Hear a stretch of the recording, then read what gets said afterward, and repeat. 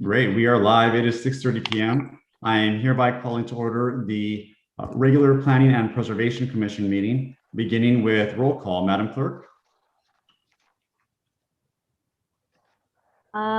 We were waiting on Jerry. I'm sorry.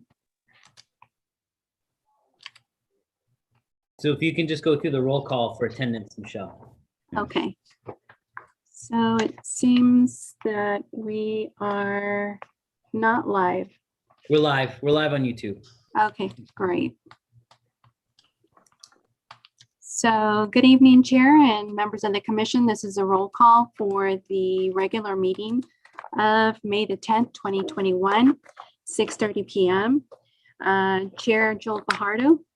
Here. Vice Chair Marvin Perez. Here. Commissioner David Bernal. Here. Commissioner Ivan Peña. Present. And Commissioner Hector Pacheco. Present. Let the record reflect all members are present. Thank you. The agenda I have before me says Pledge of Allegiance led by Colin Blank. I will stand in today as Colin Blank. If we will all rise for the Pledge of Allegiance and place our right hand over our heart. Ready, begin. I pledge allegiance to the flag of the United States of America and to the republic for which it stands, one nation, under God, indivisible, with liberty and justice for all. Thank you. Board Member Pemberton, will you lead us on the next Pledge of Allegiance at our next meeting? Certainly. Great. Madam Clerk, if you can please have her on the agenda for the Pledge of Allegiance. Will At this do. time, I will move to approve the agenda. Do we have a second? Second. A roll call, please, Madam Clerk. And Chair Fajardo, you move to approve the agenda of May 10th, 2021. Is that your vote? My vote is yes. And that was second by sorry. Commissioner Bernal. Commissioner Bernal. That is your vote. Yes. And Commissioner Pacheco, your vote. Yes. And Commissioner Peña, your vote. Yeah. And Vice Chair Perez, your vote.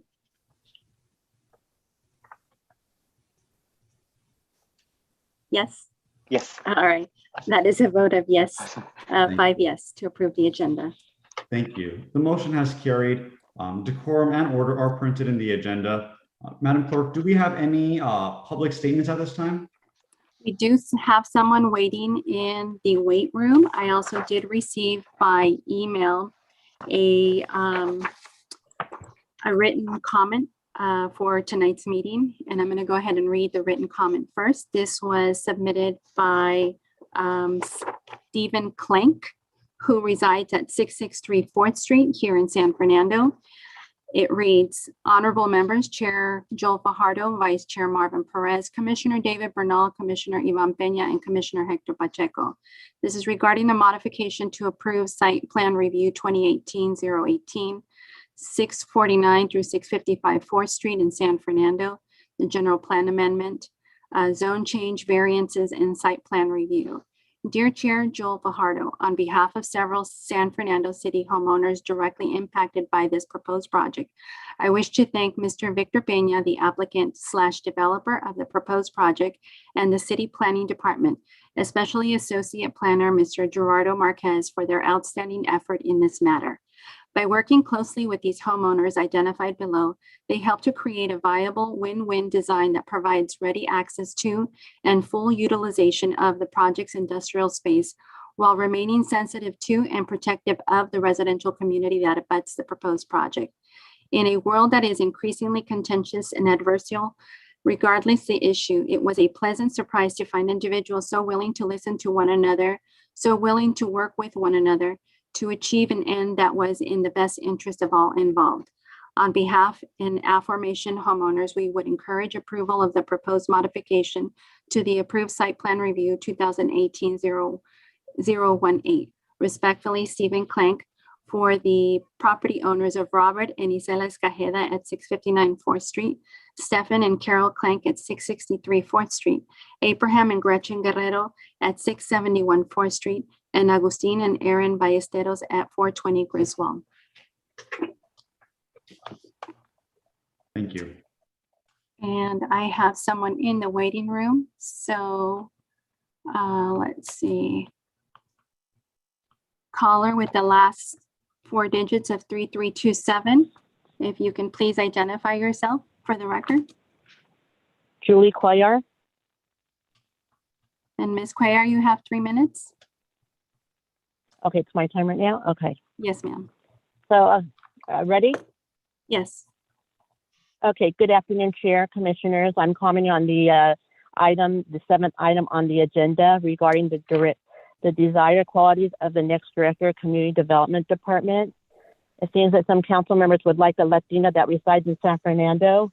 We should be a diverse committee and not making decisions based on the color of the skin. Why doesn't anybody talk about the lack of a female or any African Americans in our departments? As far as residing in our community, if you're going to require such a thing, it should go for all department directors. I believe that this is wrong. I believe that this is wrong, and this is possibly legally could be challenged. The skin or gender or an address should not be considered for qualifications for a job in the city of San Fernando. I really think that this is something that should be just based on experience, based on knowledge, based on the individual's quality of doing the work, and it should not ever be brought up to be color, gender, or it's like being racism. This is ridiculous. It should only be qualified people. They shouldn't have to live in the city. That narrows us down to only certain candidates. That one planner could be the only person that lives in the city that may not even have the experience or the quality or the experience or knowledge in the position they're going to be in. So I think that this is something that should, be considered when you guys are discussing this. And Nick's been doing a great job, and I believe Nick is still capable of doing it. And, they want the manager to do this, and then they don't want the manager to do this. Now council wants to do this. I think everything's fine the way it is, and I think it should remain this way, but I think that you should have open mind and think and look at the situation. This really looks like racism in the city of San Fernando, and I cannot think of any other people to bringing in race. If you can talk about race, we need to bring more African Americans into our city. How many do we have working right now? Does anyone even question or ask that? Those council members should look at that too. Thank you very much. Have a good evening. Thank you, caller. Mr. Padilla, I'm sorry, Mr. Santiago, was there anyone else at this time? No, not at this present time. There's no one in the waiting room. Thank you. Mr. Padilla, the agenda does say that someone has up till 6:45 p.m. to call in. Does that mean that if we are in the middle of an agenda item that we would pause so that someone could, if they called in at 6:44, or does it mean that up to 6:44, but not necessarily if all of the comments have been exhausted? I believe, if I'm not mistaken, it's that you can request to participate in public comment up to 6:45. I think the idea is that we don't want to exclude people from commenting in once the item has started. So do we have any other people on the agenda? No, but it's only 6:39, and so I wanted to see at what point, if someone were to call in, he or she, would speak. What I would recommend is this: if you've already addressed the item of business and they haven't spoken or didn't call in, then that's just a timing issue. But if they call in for an item that is either in mid discussion or that hasn't yet been discussed, I would ask that the clerk put them in park and just note that they be given an opportunity to comment on the matter before final action is taken. So thank you. With that, Chair, what I can do is I can raise my hand and let you know if someone's in the waiting room. Certainly, I would appreciate that. Thank you. Thank you. With that said, we will now move to the next item on the agenda. We have concluded public statements, assuming that no one else calls in before or by 6:45. At this time, we are at the consent calendar. There is one item, which is simply the approval of the previous meeting's minutes. And I will move to approve the consent calendar. Do I have a second? A second. Second by Board Member Pacheco. Roll call, please. Chair Fajardo, you move to approve the minutes of the Planning and Preservation Commission of April the 12th. Is that your vote? Yes. And Commissioner Hector Pacheco, you second. That's correct. Yes. And Commissioner Yvonne Mejia, your vote? Yes. I'm sorry, Yvonne Pena. Commissioner David Pernell, your vote? Yes. And Vice Chair Marvin Perez, your vote? Yes. Okay, let the record reflect that that is a vote of 5 to approve. Thank you. The motion carries. We are now at administrative reports, a presentation and update regarding the housing element. Mr. Kimball, would you like to handle this item? Sure. Thank you, Chair. I'm actually going to pass it over to Mr. Robert Kane, who is with Housia Levine, the consultant that's working with the city to update the housing element. Obviously, this is a pretty, the Planning Commission is a really important body in this particular effort. And so I wanted to make sure that everyone has an understanding of where we are in that process. So we asked Robert to join us tonight to give everyone an update. There's no action that necessarily needs to be taken tonight, as this will come back to the Planning Commission later on in the process for a much more in-depth review of the housing element as we get further down the road. But I did want to make sure that all the council members had a good grasp on what the process is as of right now, where we stand. So Robert, go ahead and take it away. Thanks, Nick. Good evening, commissioners. Like Nick had said, I'm here just to kind of give you a briefing on where we are on the housing element and to get some of the newer planning commissioners up to speed on where we're at. And so I'll do a quick overview and open it up for some questions here at the end. So let me go ahead and share my screen and I'll start my presentation. I guess I need to be given screen share.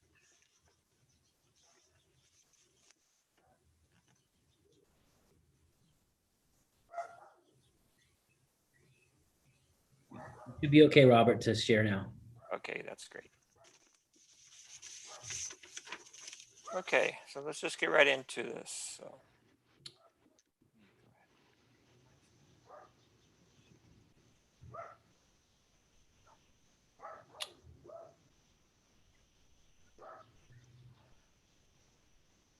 Okay, can everybody see my screen? Oh, okay.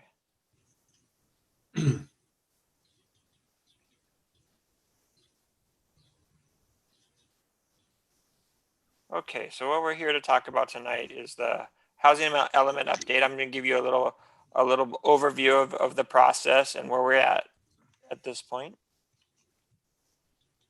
A little bit about the consultant team. So I'm with Housia Levine, Robert Kane with Housia Levine. I'm the project manager and we're the lead consultant on this project.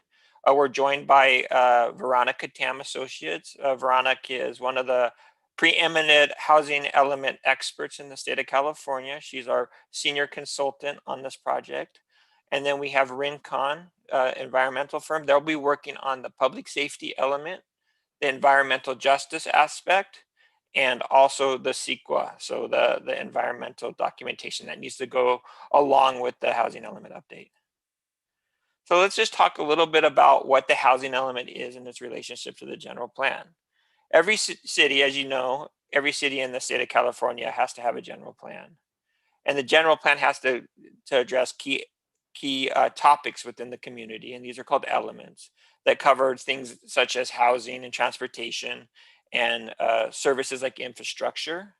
In each element, so each element of the general plan establishes broad objectives, focused policies, and specific actions the city needs to take to achieve its goals. The presentation overview, what I'm going to cover today, I'm going to do a little bit of an overview on what a housing element is, sort of the timeline and where we are in that timeline. What exactly is a housing element update? What it requires, and then also what the environmental considerations are, right? So I had mentioned that in conjunction with this housing element update, the public safety element has to be updated, and you have to incorporate environmental justice policies. And of course, there's CEQA, right? The California Environmental Quality Act. So there'll be some CEQA processing as we go through the project. A little bit about the project overview. So we started in January, and we're just getting into our environmental review. So we're a little bit behind schedule. The schedule says April, but we're now into May. And so we're starting into that environmental review process. We've had one public engagement meeting, a virtual town hall, and we're going to have another one this week, Wednesday, where we'll be focused. The first one was very much what we're talking about today. It's an overview of the housing element. And then this next meeting, this virtual town hall, will be focused on the public safety element update, and then also the environmental justice policies, and then also a little bit about the CEQA processing. So we'll have Rima from Rincon to sponsor that meeting or lead that meeting. So she'll be leading that meeting, and we'll dive into that quite a bit. And then what we're doing is we're moving towards, submittal to HCD. So the Department of Housing and Community Development will review this. And then ultimately really what we're chugging down the road for is in October. We want to try to get our adoption somewhere around October 15. Now the city has the grace period, so they give you a 120-day grace period, and we probably, because of the point we are in with the CEQA review process, will probably extend past the deadline of October 15th into the grace period. But that's okay. We're allowed this 6-month grace period, and so we'll be dipping into that a little bit just because of the way the timing is going with the process at this point. A little bit about San Fernando today. So the population's right around 25,000 people, and there's been a steady increase in population. The trend has been pretty consistent over the past 50 years. And right now the city has 6,550 households. The ethnic breakdown is, the city is very Hispanic, with 90% represented Hispanic or Latino, with then the other, the white, African American, Asians, and Native Hawaiians, and American Indian, Alaska Natives, rounding out the rest of the populace.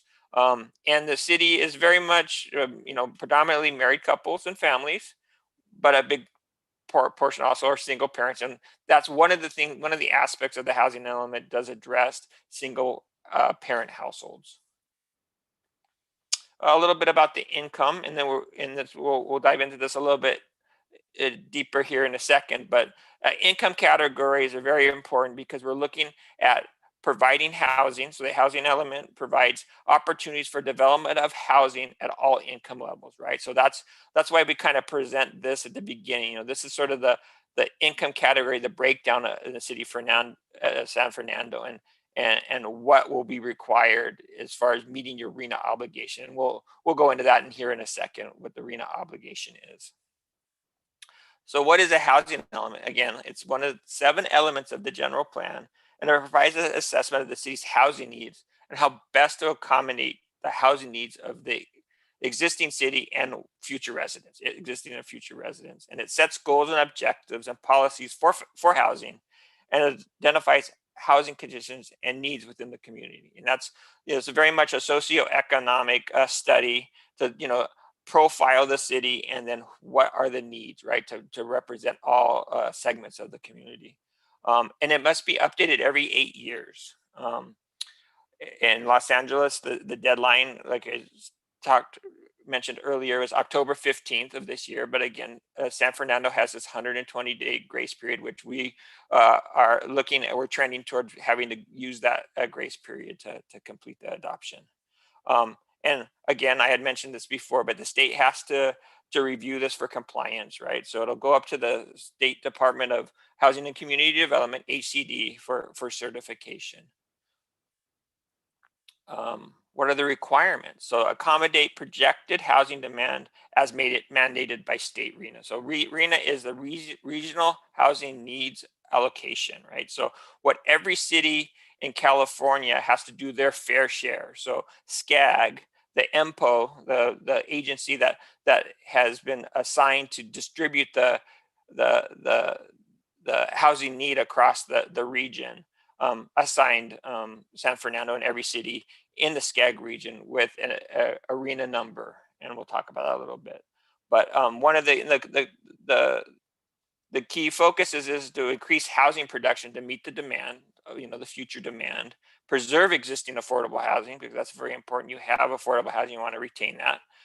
Improve the safety and quality of conditions of existing housing, and facilitate the development of housing. So in the housing element process, the city doesn't have to develop properties. They just have to make it available for future development of residential developments. And of course, promote fair housing choices for all. And that, that's a very reoccurring theme that you hear throughout the planning process. So what's the consequences of not getting an adopted housing element? And they're pretty severe. The state monitors this, and the Attorney General has the ability to basically bring the city to a stop. I mean, they can impose a fine of up to $100,000 a month. They can stop you from issuing building permits. Some cities have been sued, like some of the coastal cities have. You might have heard in the news, like in Orange County, Huntington Beach has gotten into a little bit of trouble with the state. And of course, you're ineligible. They can pull all of your state grants, right? Your state grants for road improvements and capital improvement projects. So they are pretty severe. They don't, the state does have this ability. They are somewhat lenient, and we are seeing in some areas. So San Diego County is already going through this process. They're about 6-8 months ahead of us, right, in the SCAG region, and this go round of the housing planning cycle. There's a lot more requirements that are put upon the city, and we'll talk about that a little bit as we go through this. But yeah, so it's a very interesting planning period this time, because it is definitely different from the last several planning periods, and which again happens every eight years. So let's talk about the RHNA allocation. So I mentioned this before. So the RHNA allocation is the Regional Housing Needs Allocation, right? And these are the breakdown that SCAG has assigned to the city of San Fernando, just based on the demographics, income, the socioeconomic demographics of the city, and then also just anticipated growth and what they're going to need in the next 8 years. And this is the breakdown. Ultimately, for the sixth cycle, the city has to find locations to build 1,795 units within the next 8 years. And the city also is required to do a no net loss buffer. So the premise behind the no net loss buffer is that you can identify 1,795 sites. Again, the city's not required to have those developed. They just need to be available for development. And as we know, people buy properties and then they get developed. They might not get developed as residential. If they're in a mixed use area, they might be commercial. And so you need to have a little bit of a buffer so that, okay, those sites come off your inventory during your 8-year planning period. Then you have enough to bring back on so that you can still meet your RHNA goal. And so as part of the planning process, we have the Housing Element Technical Advisory Committee. We've met once already, and we're going to meet here in the next couple of weeks for our second meeting. It's the Housing Element Technical Advisory Committee is a group of residents representing different parts of the city, and they'll meet regularly to review the process, provide input, hear public comments, and also help guide the city and the planning team on what policies that are existing that the city has as part of their current housing element, what additional policies the city should consider and adopt as it moves into this next planning period. And what are the goals and objectives of this committee? There are community experts, right? So they're residents in the community, they're stakeholders, and so we want to hear from them, and they're also kind of going to help. We're asking them to help engage with the community, right? To get feedback, because we want to hear from the community. What does the community desire? What are their concerns? This is the opportunity through this planning process to hear from the people and to get policies in place that meet the needs of the residents of San Fernando. They'll provide direct input. Again, like I said, encourage public participation and discuss public comments. So we're going to have a community workshop on Wednesday. Hopefully we get a lot of comments and commentary and questions, and we'll bring that back to the group. Or we're looking at possibly meeting next on the 18th, so a week from today. So that will be sort of the discussion. It's discussion about the sites that that are going to be identified, and then the policies to support to promote the development of housing in the next 8 years. Yeah, like I just said, they're going to help identify preferred opportunity sites and enough opportunity sites to meet the ARENA goals. Discuss existing and future housing element policies. So we're going to look at what's in place, what's working, what's not, what kind of policies does the city need moving forward, and then obviously provide direct feedback in the planning process.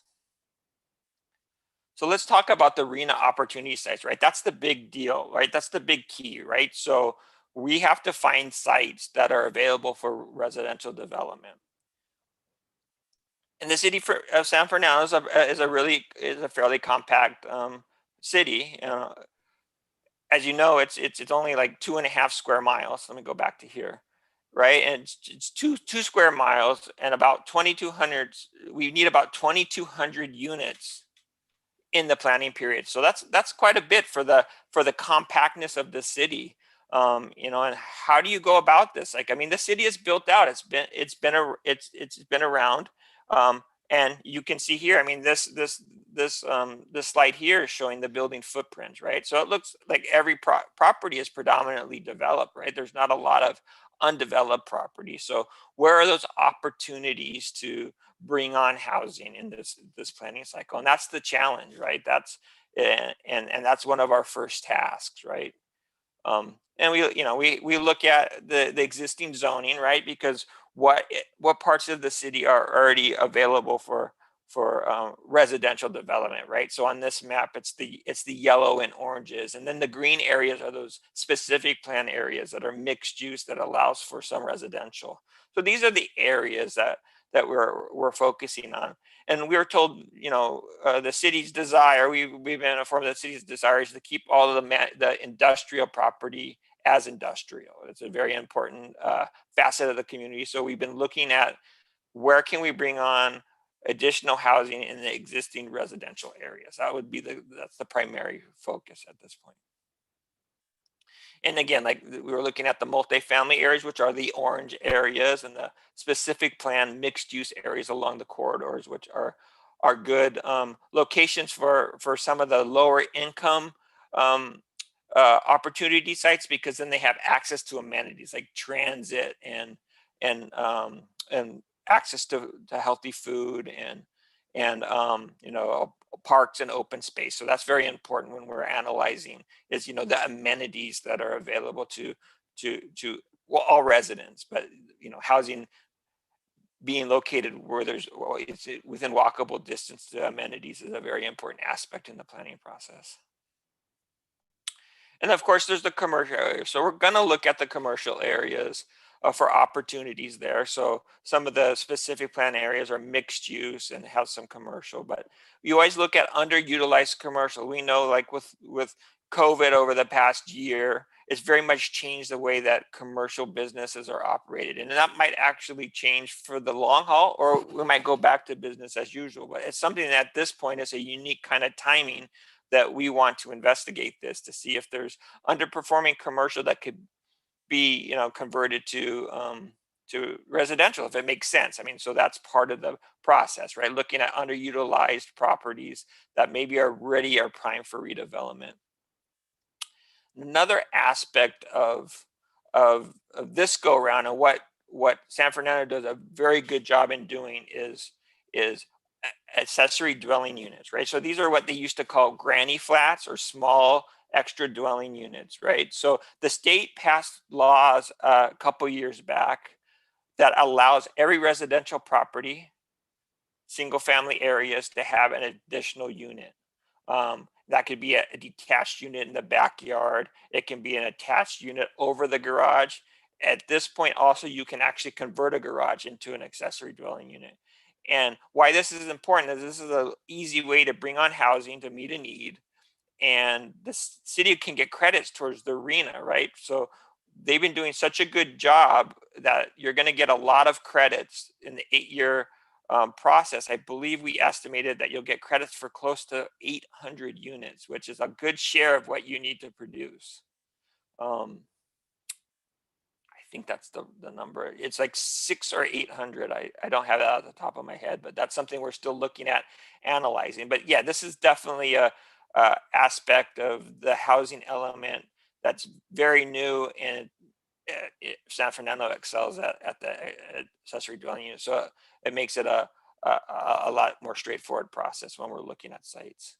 So let's talk a little bit about like what makes a good site and what are the criteria, and it's lot size, and it's the year built of the structures, right? The age of the structures, you know, as they get to be 50 years, you know, years old, they start to look to be maybe possibly good candidates for redevelopment. And that becomes a very interesting location to possibly, you know, do housing projects. And then obviously, like I said before, underutilized or underutilized lots, right? So lots that are underperforming or not fully developed to their full capacity are obviously good opportunities. And then, like I said, the specific plan areas, because they're mixed use, are very attractive. And then the fact that you have accessory dwelling unit opportunities is something that we're definitely looking at. And so we've done a couple of passes, and I'm going to share some of the sites that we've identified. But one of the other things, you know, we've kind of talked about the attractors, right? Sort of the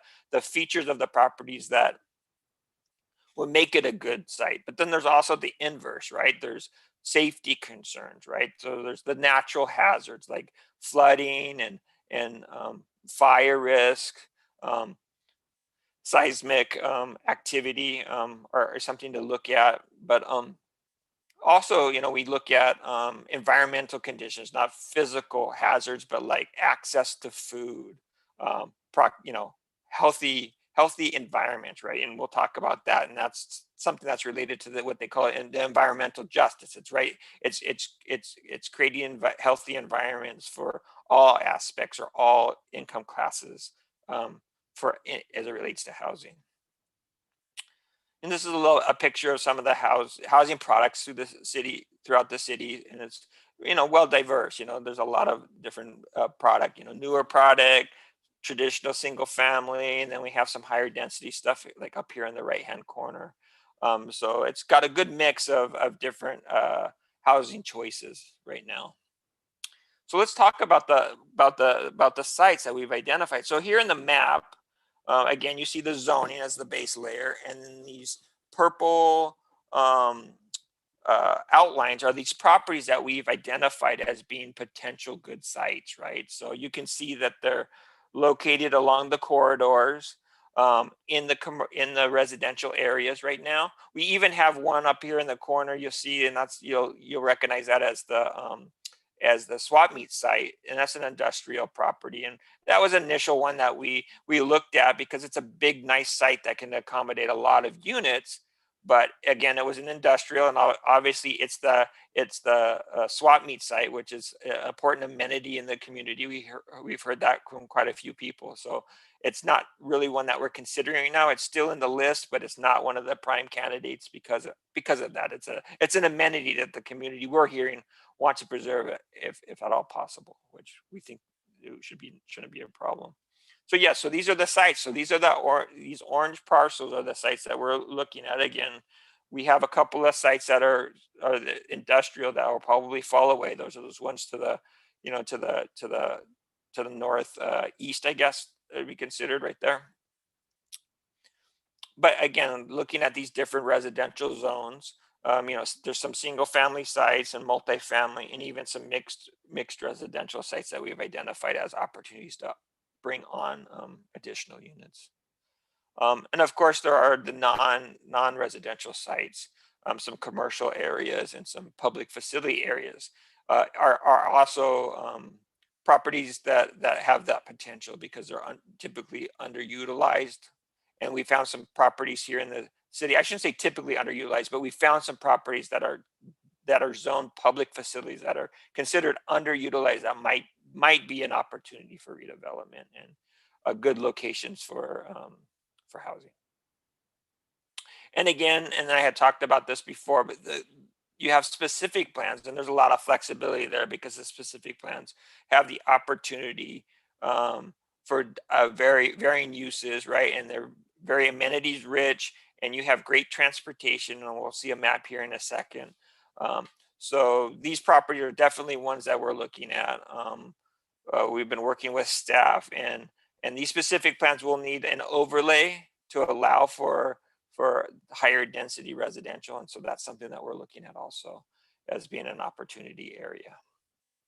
And again, this is sort of along the San Fernando Road corridor, these properties here, and then up along the North Maclay Avenue corridor as being two corridors that we see as there being some opportunity there. Again, we're at the initial phases, and we've kind of worked with staff through a couple of passes. And we'll talk about that a little bit more Wednesday of where we're at with that as we sort of work through dropping some of the ones that you'll see in this map, because this map and this presentation was prepared prior to our first workshop where we got some feedback, and prior to talking with the TAC. And this is, the next meeting with the TAC, we're going to focus on the policies, the environmental justice issues, the public safety element, and then just starting to dive into the policies, kind of getting an idea of what policies are valuable to the community, with the hope of narrowing those down through the TAC and then bringing them back to the community for feedback. And just a little bit about why some of these sites were selected. And this map illustrates access to high quality transit, right? So there's transit stops, and these are walk sheds from these transit nodes. And you can see that there's a lot of concentration of those sites within these buffered areas, right? These high quality transit areas. This map also shows the transit stop, the metro stop, and the walk sheds, right? As you're going 5, 10, and 15, these are walk sheds, right? So the darker green are the 5-minute walk sheds, and as you go away from it to the lighter green, that's 15-minute walk from that station. So those end up being, very, very attractive for high density housing.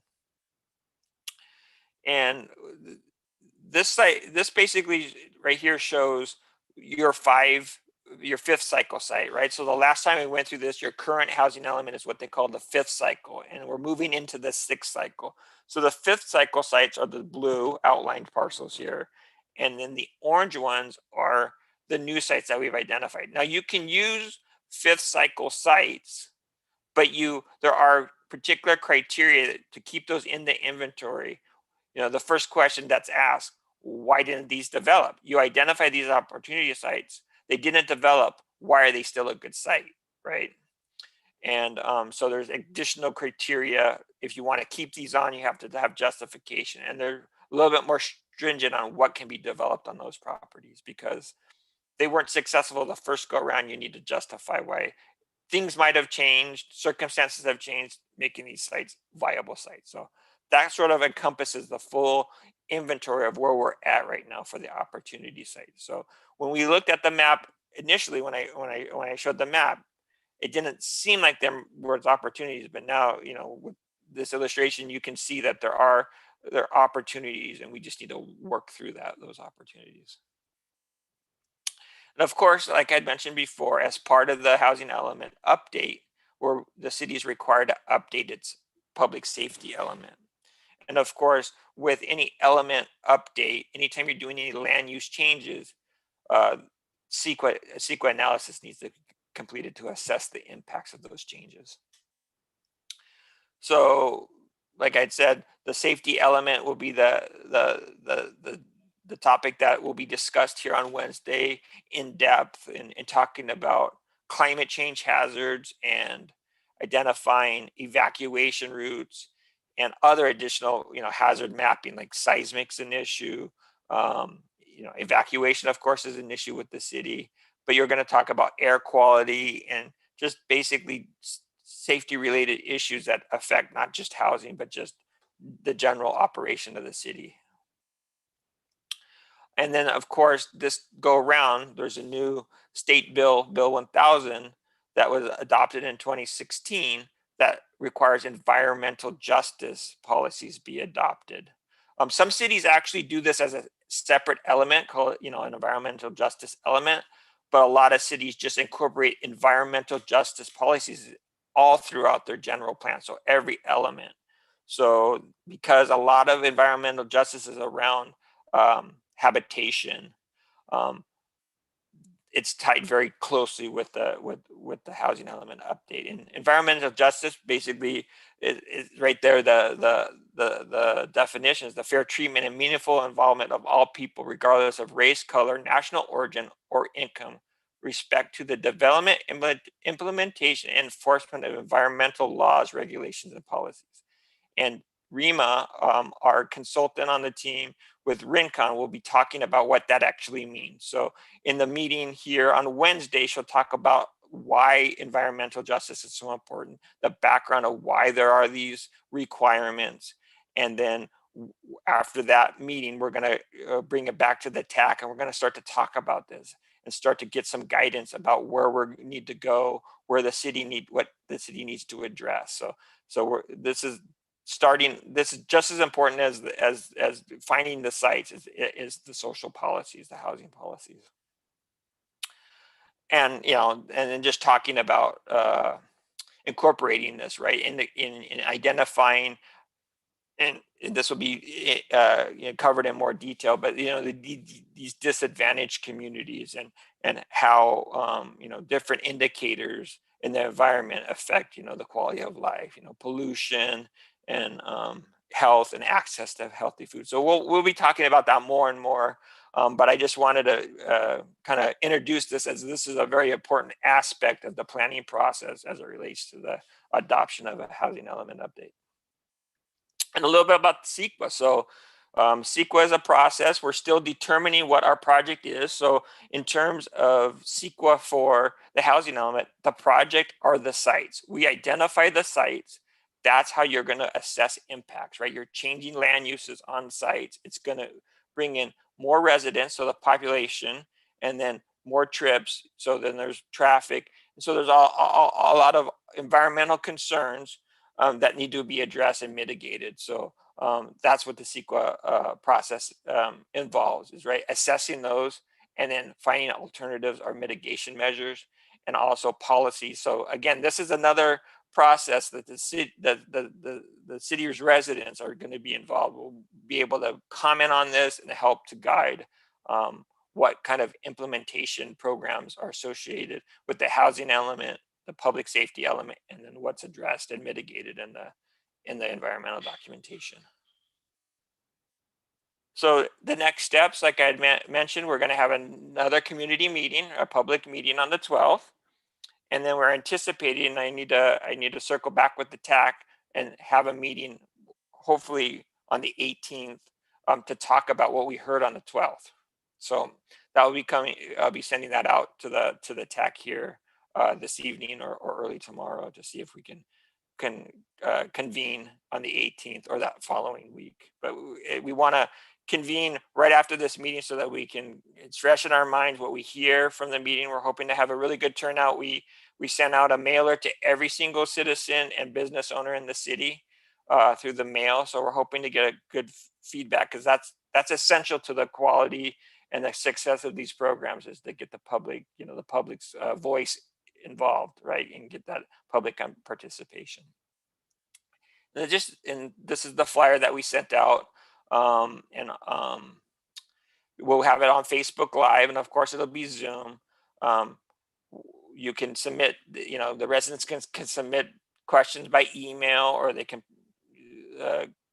provide feedback or ask questions live. And then we have a public input map, right? So we have a map. Basically, you can comment on different issues, identify sites that you think would be good for housing or that would not be good for housing. So just hearing from the public, because we can do an analysis, a data-driven analysis, but there's always those intangibles that people in the community that are intimately familiar with their surroundings and where they live just know inherently, like, that would be a good site. So we want to hear from those people. We want to hear from the community what they think, right? Because this is the decision for and policies for their community. And this is that map.social. That this is a mapping application, and this is the website.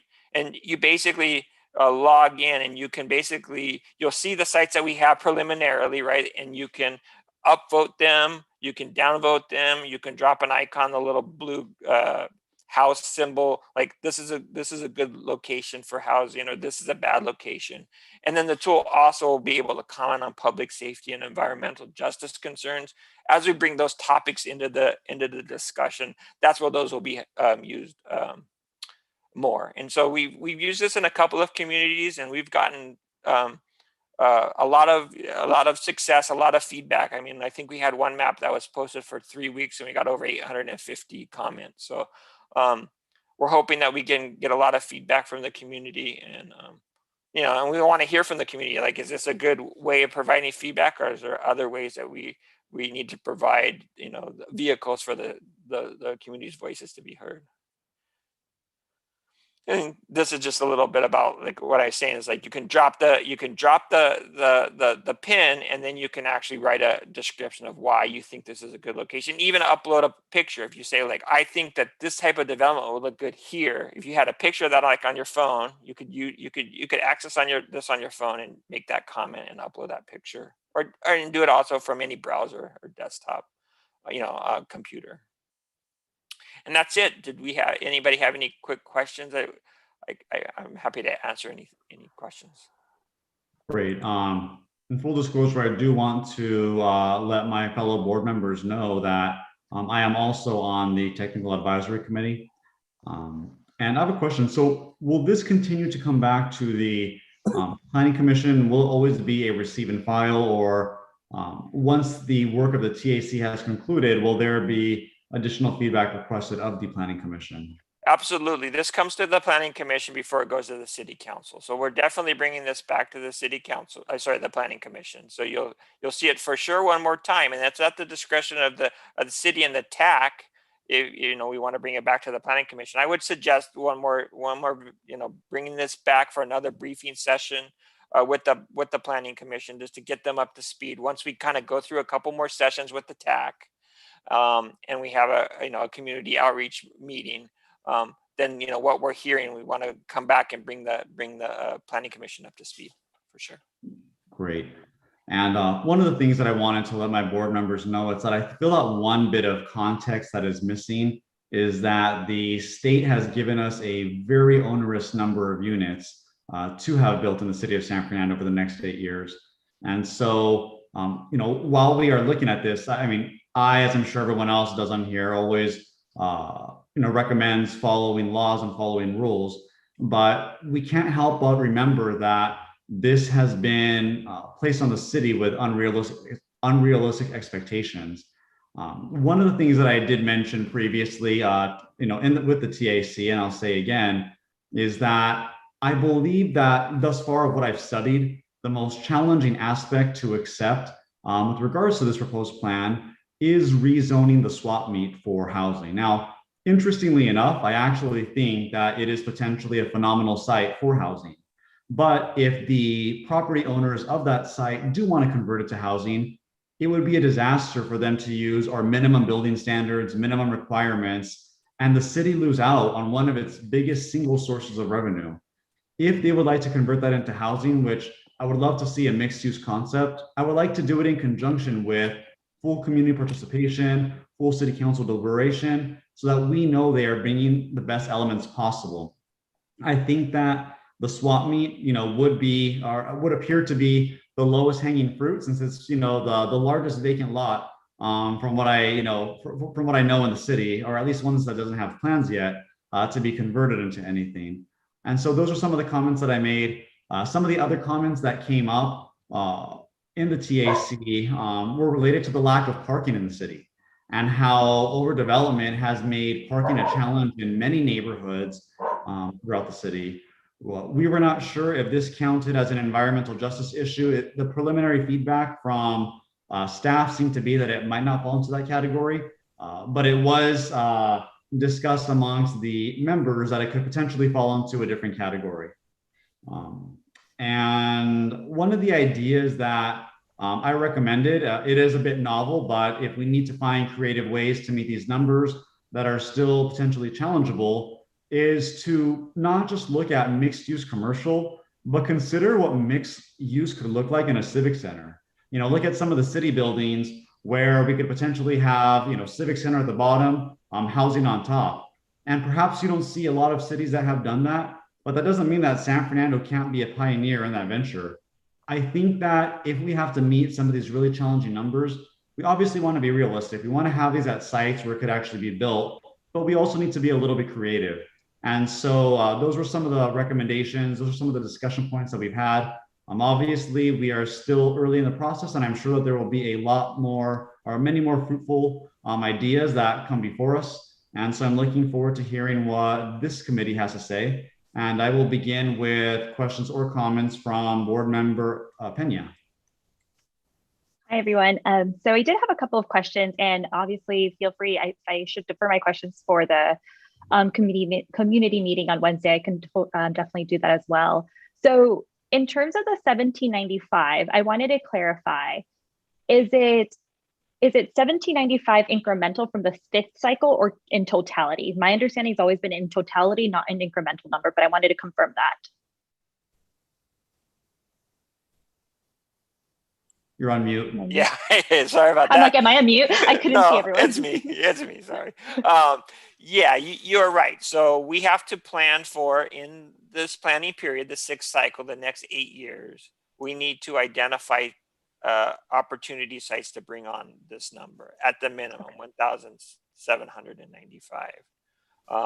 And so like I said before, you have identified previous sites that we can use again as sites. We just have to justify that circumstances have changed that make these sites viable now, right? So from the existing multifamily sites that were identified as part of the fifth cycle, how many units does that account for?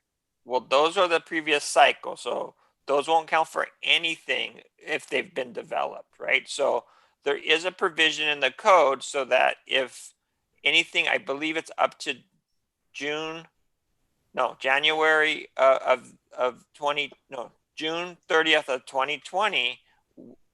From then on, we can start to look at these as being entitled, any project that was entitled that's coming on board or approved, but building permits haven't been issued prior to that date, we can count those towards the RENA cycle.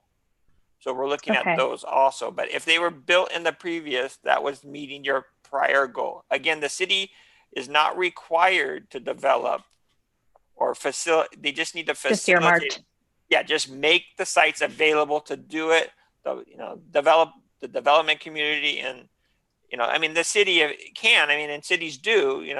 And previously, when there was economic development departments, would be very active in providing, helping to build these proper, these developments. And the city still does have in its power to promote, programs that help facilitate and ease and expedite the development of affordable housing, like waiving fees, expediting processes. But this is the first pass would be, making properties available so that, somebody can come into the city, see these sites, and start to the process of Yeah, and I definitely echo a lot of the concerns Chairperson Fajardo had raised regarding just our oversaturation in certain areas. I'm curious, pending the CEQA process and the EIR, well, I don't know if an EIR would be triggered, but I guess pending the CEQA process, if that 1795 would kind of has an opportunity to be reduced further. And if so, okay, so that 1795 is already kind of earmarked there. Yes. One thing I was going to suggest, one thing I think as a commission that we should consider too is, when we have these projects come forth, a lot of times we get pushback I shouldn't say pushback. We get a lot of community feedback and constructive feedback on it, which is great, which is what we need. And we need that feedback to be able to weigh in and make a diligent decision and provide guidance and really do the best for our city. So it may be, moving forward, we may start wanting to think about this as a barometer of if there's a multifamily project that comes to our table, we might have to start saying, okay, this is X number of units that kind of like, it's kind of showing the tally and the progress, so that we're making decisions and not in a vacuum, and actually looking at it holistically and comprehensively throughout the city. And I bring that up just because as part of the CEQA analysis, something these are some of the comments that I wanted to raise, or I was going to email in as part of the community meeting. I would really almost like to see a scenario-based analysis as part of that assessment within CEQA, because I could say, oh, okay, if we have a multifamily, I don't know, there's 30 units in location X, I would be okay with 30 units in location X and not location Y. But if location Y is going to have 50 units, and I'd rather see the 50 units there, and you kind of have to look at it in like in a full picture, in a full scoped picture, so that you're making the decision across the board and you're not just saturating one area. You're kind of looking at the different opportunities. So as part of the CEQA assessment, I wonder if they do it scenario based, so that you're looking at the impacts in those different pockets. They do have to analyze several scenarios through the CEQA process. The ultimate max build out, the no project scenario, which is not really, I mean, that's standard practice with any kind of CEQA analysis, is the business as usual. But in this particular case, the city is obligated to make decisions and adopt a policy to allow for the 1,795. It's actually the 2,154, because you need to have that 20% buffer. Yeah. So, but yeah, you can start to talk about that. Like if you wanted to focus, equal distribution, and that's another part of the analysis and ties into the environmental justice is not over concentrating particular developments in certain areas, right? Because we certainly, have to, yeah. Mm-hmm. So and we still want opportunity for entertainment space, green space, sure. other opportunities. And I actually have always agreed with the mixed use concept. I've always been a proponent. I think I've said it before on the dais here in different commission meetings. I've always been a proponent of kind of modeling it similar to like the city of Monrovia or some other small cities that have like that downtown corridor, but still have the mixed use where they're, so those are, I think, creative outlets that we're going to have to assess, and hopefully we can entice projects so that we can really mix things up and not use all of our space, because we are a small city. Right. Thank you. And Board Member Pena, I know that you did ask if there was a way to reduce the numbers. Just to clarify, one of the earlier comments is that our projected number of ADUs in the next 8 years will reduce our total numbers. So the total number is 1,795, and I think that they estimate 800. 800. Yeah, close to that. 995. I know, you should see my math on my notes. It's pretty much like seven. I had all my math. Yeah, Nice. no,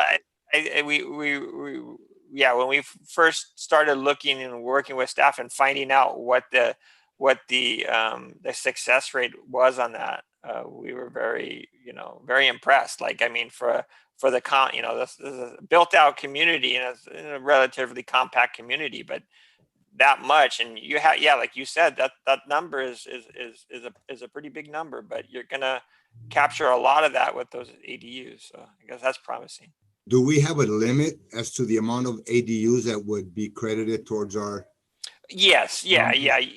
What you do is you take an average of the last 3 years, and then you project that out. There's an equation, and you project that out for the 8 years, and you can also assume like an escalator, right? Like, in other words, like if you were trending at like 100 units a year for the past 3 years, but you have a steady incline, you might be able to say, oh, we could do 125 for through the planning period. So you can kind of do this escalator, right? Basically that because the state laws have loosened up so much that we're seeing a lot of increase and of adoption of those, and the city can even actually adopt policies that actually further the encouragement of that. I know cities are adopting pre-approved plans so that people that want to do accessory dwelling units could detached accessory dwelling units already have pre-approved plans, and these need to come in. They can use those plans. The permits are expedited process, and then they can get underway. So there are programs definitely to even encourage that, and you can sometimes even add on to your multiplier, like I was saying, like the 25% increase over the planning period. But if you with certain programs, you might even be able to say we can do more like 30 or 35. It just depends on the policies and the progress you've made, over the past couple of years. And just one more quick point. I know that Board Member Pena was talking about, residents having a holistic look. One of the members of the TAC did recommend having an education component where people understand the differences between, low-income housing, affordable housing, Section 8 housing, et cetera. And so that was discussed as well. And then want to thank Board Member Pena for recognizing that a lot of this, all this community feedback is constructive feedback. I know that a lot of times people who oppose overdevelopment are talked about in very harsh terms, and I think quite unfairly. These are people who care about the community, and it's important we all keep that in mind. That being said, Board Member Pacheco had a question which was answered, but Board Member Pacheco, if you would like to continue with any additional questions or comments. At the moment, I don't have any other additional comments. That was, my basic question. Thank you. And Board Member Bernal? Yeah, a couple of questions. So for the sake of argument, I guess, like if, that we have some residences that have small houses on them, but large lots. So, for instance, if, I'll use myself as an example. If I were to build, if I had the ability to build 2 ADUs on my property, would those 2 count, or just the one? Those 2 would count. Yes. Okay. Because, and, alluding to, what, some others have said too, like parking's already an issue in the city.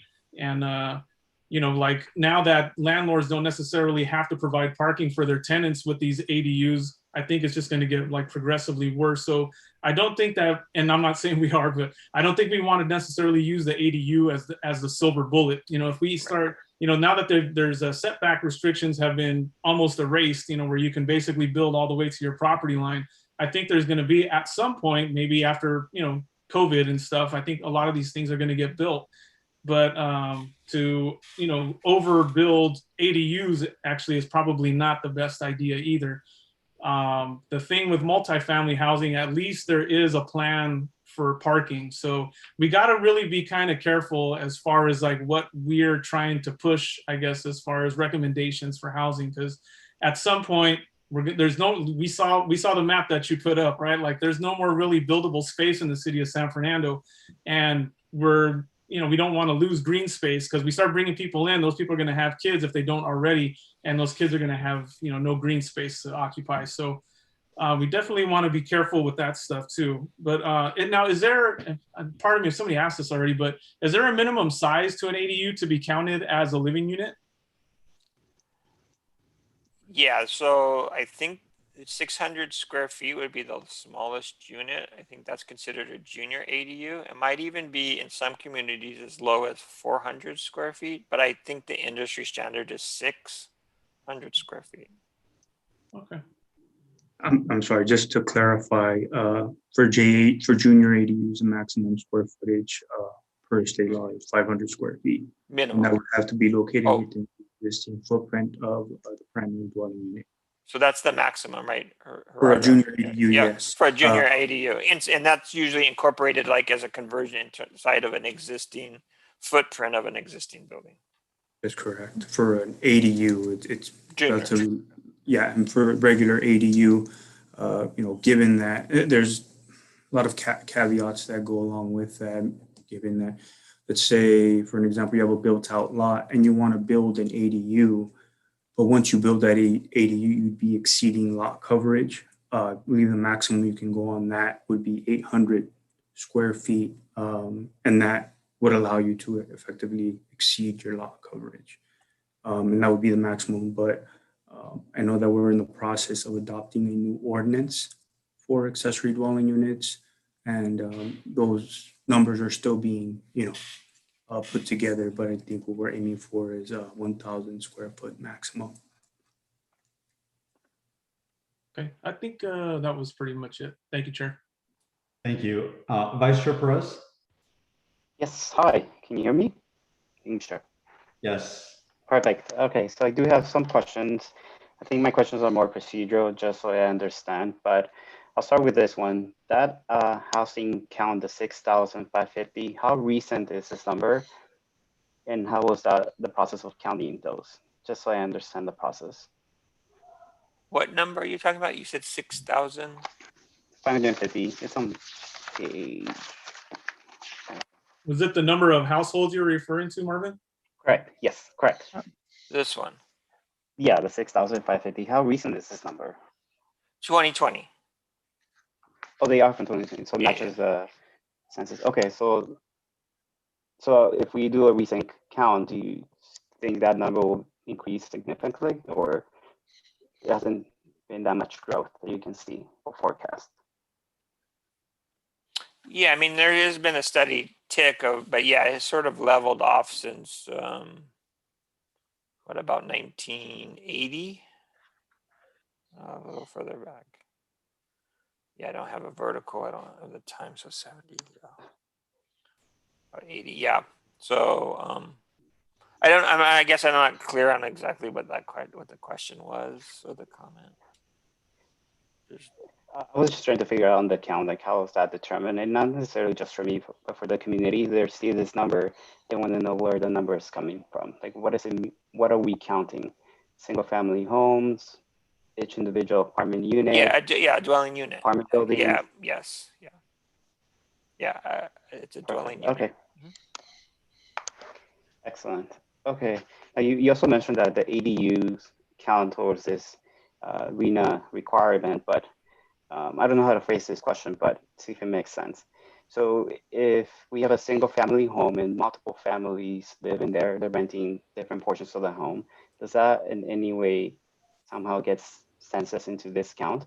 Or would just like strictly a building, a unit? It has to be considered a dwelling unit, right? So there's a difference in the definition between a room and a unit, right? So a habitable housing unit has to have at the minimum three elements, right? Place for sleeping, a place for a preparation of food. It has to have, what's the third one? It's a bathroom. Yeah, sorry, bathroom. And they typically have to have, but not necessarily, because a junior ADU doesn't have to have a separate entrance and exit, but they typically separate units have separate, they're separated from the main dwelling unit, right? And typically, go ahead. Sorry, go ahead. I'll let you finish. I was going to say, but junior ADUs are typically an exception. I think the point he was trying to make is, how is the situation handled where a house might functionally have those separate quarters, but perhaps not permitted, but it has that functional use? How is that being counted? It's not. It has to be permitted to be counted, right? Yeah, it has to be permitted to. It has to be documented and meet code, building code, to be counted, right? It can't just be a quasi unit that's just converted. It needs to have the proper permits and documentation. And at first it might seem like this question, was self-evident, but I think it's actually quite a good question, because in the city of LA, for rent control purposes, if there is a basically, converted unit, or like a home that's half converted without permits, and it's functioning almost as, as a quasi separate unit, it actually gets enveloped into those rent control protections. So city of LA treats them as bona fide units with or without the permits. And so I can see where that would come into play. Any other questions or comments, Vice Chair? Yeah, my last question is, maybe it was discussed in the past, but just for my own knowledge here, I know the density of the city, it's a concern for a lot of the residents, but having all this extra, residents, people live in the city, obviously it's going to tax our streets and our sewer system. Is there any grants from anywhere, even from RENA, that kind of will help mitigate that? Well, not burden on from cities, especially but not from RENA, but yeah, the state does have capital improvement grants, right? So, yeah, I mean, that's going to be part of what's going to be analyzed, right? Is you have a project, which are going to be the sites, then we have to anticipate the impacts on the city, population wise, and of course, obviously the infrastructure. And yes, there are grants and programs to help offset that impact. But yeah, that's one of the processes of the CEQA documentation is also to find mitigation measures, identify mitigation. Thank you. Thank you. Those are all my questions. Thank you. A second disclosure that I wanted to make that I did make to the TAC, it's that I do have an ADU, although that doesn't impact anything that I discuss here. I actually do agree with Board Member Bernal that you can't look at one type of housing as a silver bullet to really address every issue. But with regards to these ADUs, it's essentially an automatic deduction. So it is not to say that the city is pushing for 800 new ADUs, that they will have 800 new ADUs. It's basically a counting mechanism that is, prescribed by the state. I think that I think that there are problems with the current ADU laws, as I have previously voiced. I think that some of the initial changes that were made had some very good elements. I obviously have been supportive of ADUs. I think that in many cases, they can potentially be better than other types of housing, perhaps not in all cases. But one of the biggest problems with them is the fact that the city, by allowing junior ADUs, is really eliminating the single family residence. It really is making everything zoned to be a quasi triplex, so to speak, which is not how the cities were ever planned to be. And so I think that if there is any way, with this process, yes, we meet the requirements of the state, we follow the law, but if there is any way to send a resolution as well, letting them know that we need changes to these ADU laws so that our cities and neighborhoods aren't oversaturated, I think that would be quite helpful. One of the other things that I think we should clarify is some of the language that's used. It's often said in these discussions with housing that this is housing for a community, for future generations, for multi-families, but it isn't necessarily, because these units in no way, shape, or form are guaranteed for San Fernando residents. It doesn't mean that someone who's grown up in San Fernando will have the ability to stay in San Fernando because these units are being built. As a matter of fact, you have to, for some of these complexes that are built, you actually have to apply online. And it very often comes down to first come, first serve. So these might not necessarily benefit the San Fernando community. It can benefit people, even out of state. And let me see. One of the questions I had is, so let's say that there is a lot or a parcel that is not recommended for housing. But, in who knows, like 2023, 2024, someone comes for, and says that they want to build housing at a particular parcel, and the city council approves that. How does that actually impact this? Because does it give us credit at all potentially for a following cycle, or does it just mean that we have overachieved in the existing cycle? Well, it would count, right? Because it is development, right? So you meet a goal. It doesn't necessarily have to be on the opportunity sites. We're just facilitating the ability to develop. Any property can be developed. We're just we're just identifying the parcels that can meet your obligation. If they find other parcels in the planning period and a developer comes and develops, yeah, absolutely, that can be counted, because that is housing, and it'll meet one of these, one of these requirements, right? It meet one of these categories, right? And then it'll be counted towards that. Yeah, not this category, I guess. It counts towards the number of units built, which is not a requirement, but it doesn't count towards the planning portion, which is a requirement, correct?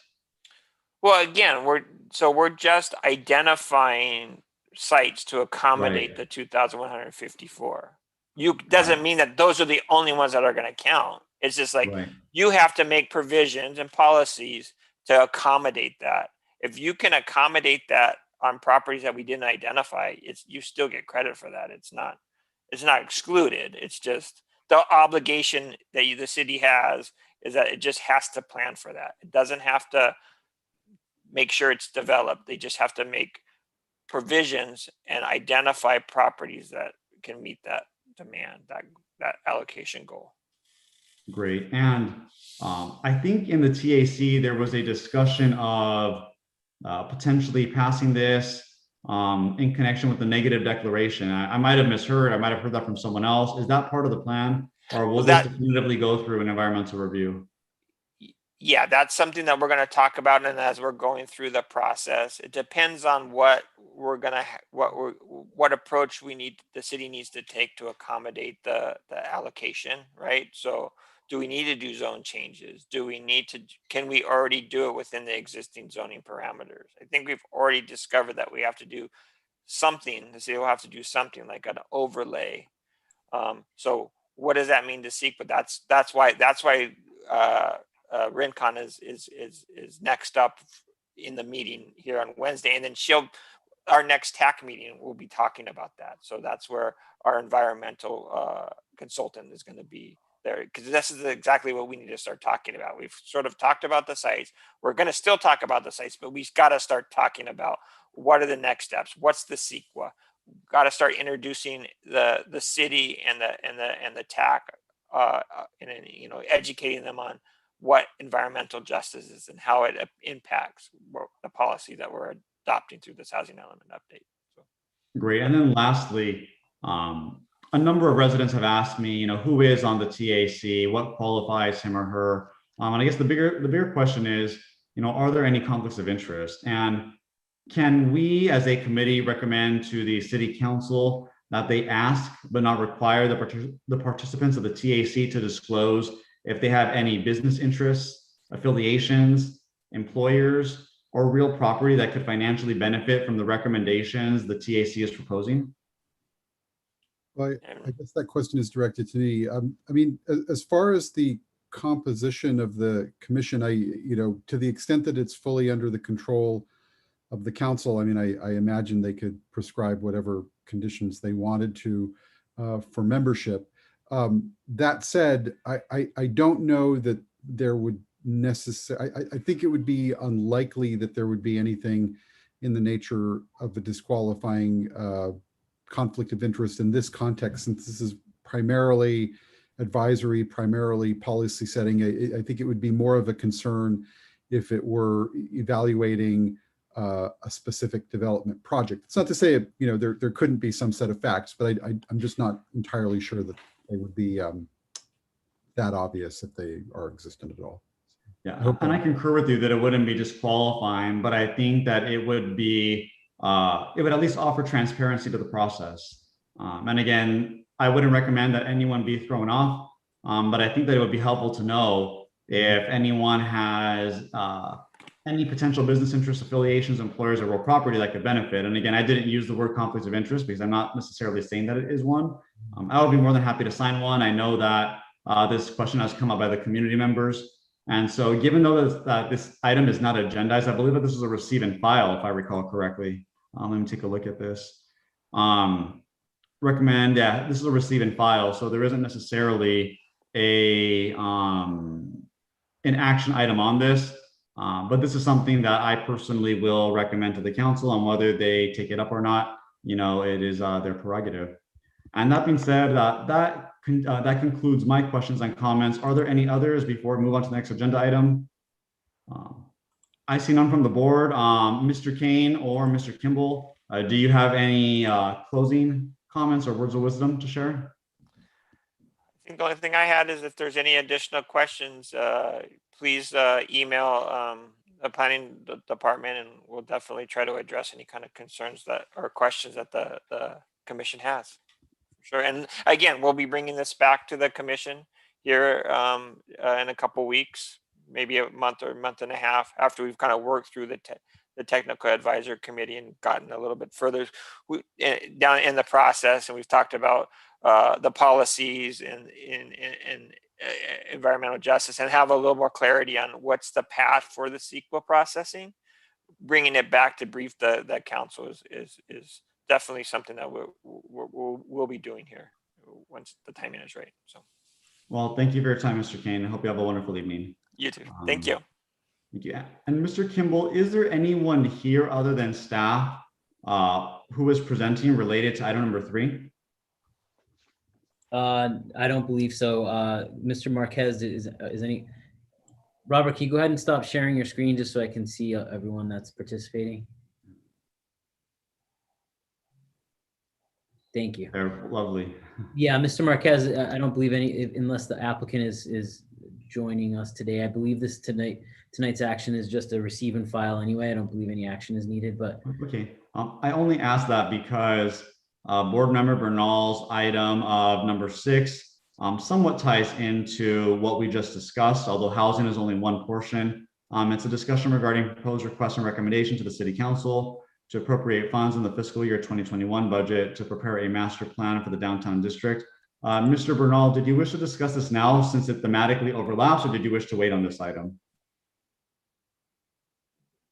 One of these days I'll get the hang of this unmute thing. Sorry about that. We can just go in order. That's fine. Okay. I think we should it's just a receive and file from the guys. Great. So yeah, we can get through it. That being said, we will continue. We will go to item number 3. As stated earlier, a presentation and update regarding the status of the 4th Street warehouse project. Mr. Kimball? I'm going to pass it over to Mr. Marquez to give this update. Thank you very much. Good evening, Chairperson and Commissioners. Gerardo Marquez here. I can share my screen, right? Mr. Kimball? Should be able to, yeah.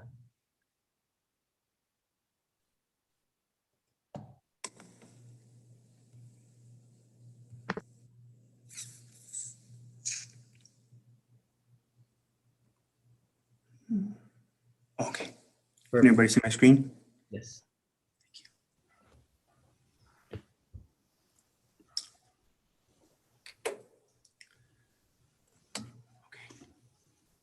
Okay. Well, good afternoon. Pleasure seeing you all again. I know that this, as mentioned before, is an update item for the Commission, specifically Site Plan Review 2018-018. It's for the project site located at 649 through 655 4th Street. Just a little update. This project was actually approved last year on January 30th, excuse me, and it was approved by the Commission.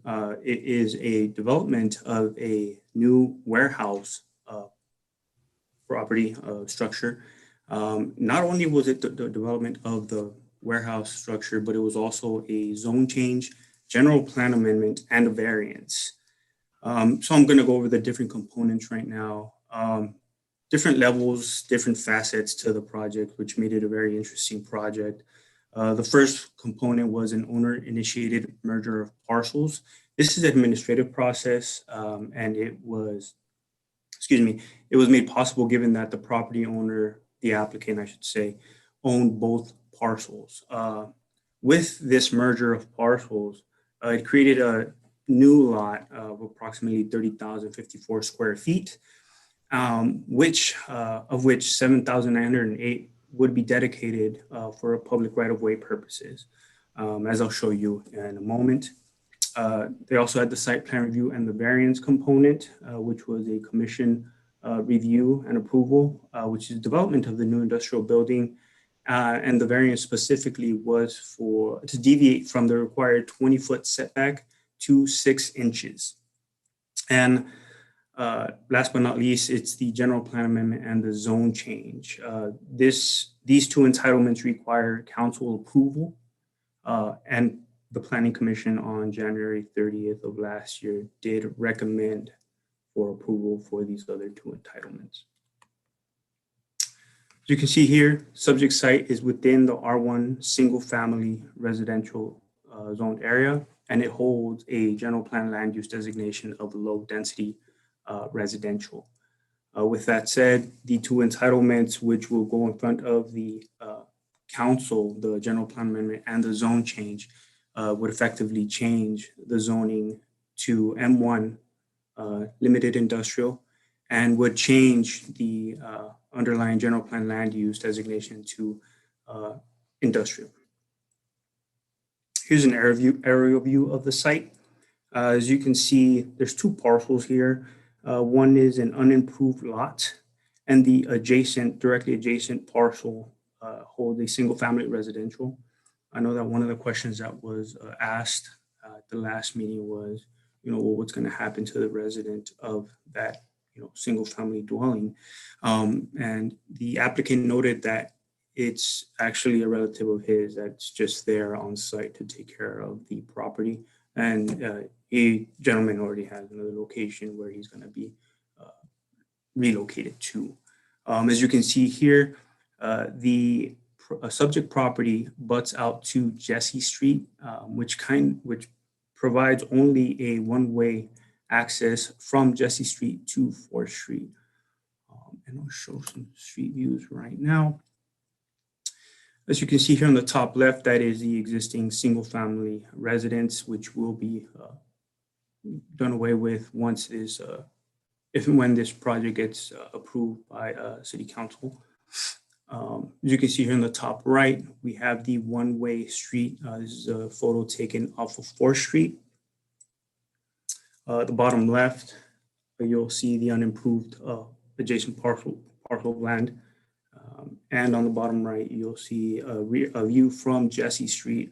It's important to note that there will be that large dedication which will open up this right-of-way and will provide new amenities. The new amenity of sidewalks, curb cuts, and ADA accessibility to and from Jesse.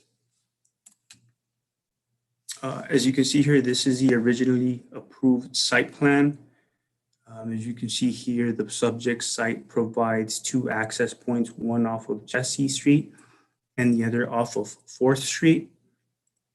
It's important to note that except from the setback variance, which was approved by the Planning Commission, the subject site does meet all other development standards with regards to landscaping, parking, trash enclosures, and height requirements. And here is the updated site plan. This is the modification that the applicant is proposing. As you can see here, access on and off to the site will be solely located along Jesse Street. They added a significant amount of landscaping along 4th Street, definitely to soften it up, given that it is directly adjacent to the residential zone. It is also important to note, even with the modifications, no entitlement will be modified with regards to the variance or the general plan amendment or the zone change. The only thing being modified is the site plan. Here are some elevations of the site. The project will be proposing different types of components. As you'll see in further slides, it does provide stucco along with some metal components, along with a significant amount of glass, channel glass. And here's some views of the south and the west. Actually, per the commission's comments at the prior meeting, there were modifications done to these elevations. There was actually a window that faced out to the adjacent residents. So per the commission's comments, that window was taken away. Here are some perspectives of the proposed building. As you can see, it's a modern building. They definitely tried to, work with not only staff, right, but they definitely work with the adjacent residents, as was noted by Mr. Clank in his public comment. They went back and forth on the design of the building, and ultimately they came out with a high quality design. As you can see here on the bottom right, there is that opening of Jesse Street, which will now provide 2-way access north and south on Jesse. Staff recommends that the Planning and Preservation Commission receive and file the report acknowledging the proposed site plan modifications to site plan review 2018-018. This concludes staff's presentation.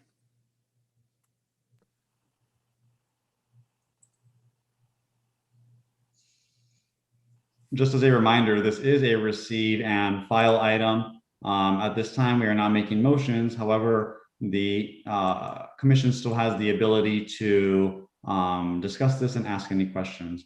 That being said, I will begin with Board Member Bernal to see if he has any questions or comments. Just a couple. What type of business is going to be operating at that address? The property owner is an owner operator. He owns his construction company. He is currently operating within the city of San Fernando, and he's been operating in the city for what I believe 12 plus years. It's important to note as well that as conditions of approval for the variance and the general plan amendment, there are operating hours for this project. I believe they're Monday through Friday from 8 a.m. to 6 p.m. And well, it's nice to see, actually, I saw the first rendering there that they moved the driveways to the Jesse Street side, because, you know, 4th Street is another one of those streets that we have in the city where we have limitations on what types of vehicles are supposed to be traveling up and down 4th Street. So my initial concern, because I, you know, I'll tell you guys I live a block away from here, was the thought of having construction vehicles, larger construction vehicles traveling up and down residential streets. So that part seems to have been addressed. I don't know if it's going to affect, like, I don't know how they get to those driveways. Do they come off of 4th? Do they come off of Library? But you know, I just want to make sure that we're not going to have big dump trucks driving through our residential areas, because that's not what they were made for. Yeah, that is correct. And that concern was also taken care of in our conditions of approval for the general plan amendment and the zone change. Okay, thank you. That's pretty much it. Thank you. Board Member Pena. No real comments, just really happy to see that there's a collaboration amongst the city and business owners and everyone. So that was really good to see, but no comments. I'm sorry, I've said Board Member Commissioner. Commissioner Pacheco? Yes, thank you, Chair Fajardo. I have a question in respects to the, I guess it would be the landscaping on the north side of the property line adjacent to the single family residence. I guess that's north of this property. And if there was any consideration given to some kind of buffer between the parking spaces and the neighbor, where they might be able to do some kind of hedge or some kind of tree to, you know, block that view that the neighbor is going to have. Forward. Yeah, with respects to that fence along that property line, per staff's recommendation, they are providing bollards, you know, primarily for safety reasons, especially if there are vehicles constantly parking in and out of those stalls.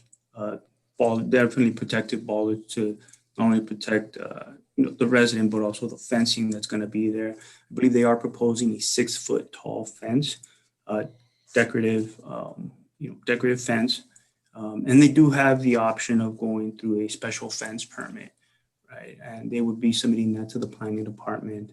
And per review, right, I do believe that this might be a candidate for, you know, moving it forward through the special fence permit to add an additional height. There are also other mechanisms, such as providing some type of creeping vine that would also provide an additional buffer that is also aesthetically pleasing. Okay, and that was it. And thank you. Thank you. Vice Chair? No real questions, but, you know, for the record, I did oppose this project just because of the industrial moving further away of moving the zones there. But I'm glad that eventually the city was able to work with the residents, local residents around there, to please them in certain aspects, especially the landscaping. So I'm glad that worked out. Thank you. I have no questions or comments on this item. Therefore, we have concluded this item, which was item number 3. And we will move on to item number 4, which is a presentation and update on the annual progress report calendar year 2020. Mr. Kimball. Thank you, Chair. Again, Mr. Marquez will give the staff presentation.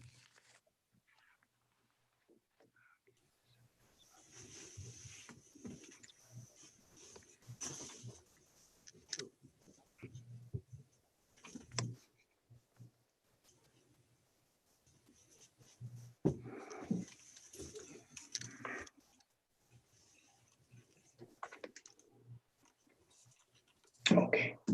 So I know we just got done discussing the housing element update, and this 2020 annual progress report does tie in, not with the sixth cycle, which we're going into, but with the the fifth cycle. Year 2020 was the seventh year of the fifth cycle. And per state housing law, cities are required to provide an annual report to HCD, which is the Housing and Community Development Department of the state, on the status of its housing element, actions taken toward completion of programs and policies, which we do identify in our housing element, and the status of compliance with, on deadlines with the housing element. This all ties into the number of housing units that the city or entity is generating on an annual basis. Usually there weren't, any penalties if a state wouldn't, meet those their goals or their housing numbers. But until recently in 2018, state passed SB 35, which was a streamlining provision, which was used for jurisdictions that weren't meeting their goals for certain allocation. Right? Oftentimes, you had cities that were hitting their above moderate or even moderate goals, right? But they were neglecting the lower income or vice versa. So SB 35 requires jurisdictions to streamline their approval of certain housing projects. What this means is, let's say there was a project that would have to go through a conditional use permit entitlement, and a developer decides to come in and, I want to use SB 35 streamlining provision to, skip that entitlement. Obviously, there are different types of requirements, and I'll go over those shortly. But using this streamlining provision, they could effectively do that. Additionally, right, not only would they be able to essentially be exempt from those entitlements, but they would also have to, be able to, essentially be exempt from CEQA, right? So this was a push by the state to definitely spur development, especially in areas where a lot of cities were lacking production. As a result, SB 35 streamlining provisions, it stipulates that two tiers of inclusionary requirements, it includes those two tiers. One would be require that 10% of the units must be affordable to households earning 80% or less of the area median income. The second would require that 50% of the units be affordable to households earning 80% or less of area median income. What does that mean for the city of San Fernando? We're actually in the first one, meaning that 10% of the units must be affordable to households earning 80% or less of the area median income. So what does that mean for the city, right? We're in the process, we do generate our housing, right? And as you can see here, we've actually already met two of the tiers, which is our low and our moderate, but we're lacking on the very low and the above moderate. We have, I call it,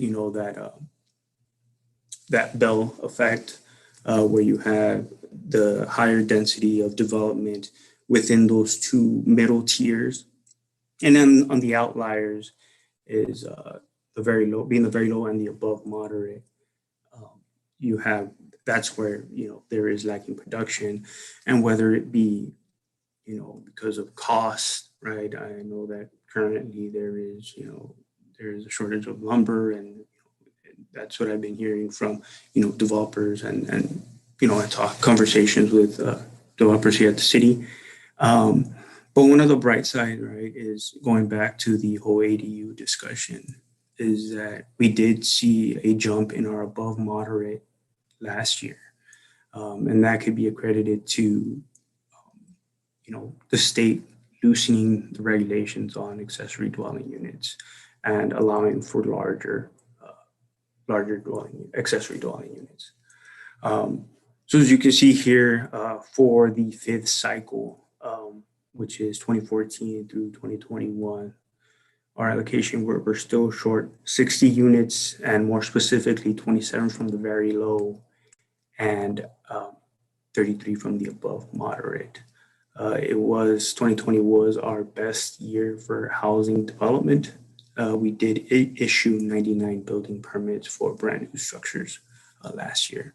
And just keep in mind that was in a pandemic, and so definitely there are different factors that come into effect, but it was our best year in the fifth cycle.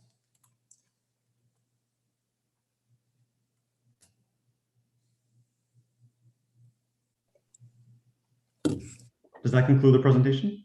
I'm sorry, it's not. Okay, sorry. No worries. Moving forward. Okay, so moving forward, as the presentation at the beginning of tonight's meeting, we are in the process of updating our sixth cycle, our housing element for our sixth cycle. As was mentioned, SCAG region, which is Southern California, was allocated 1.34 million units. And of that, San Fernando received an allocation of 1,795.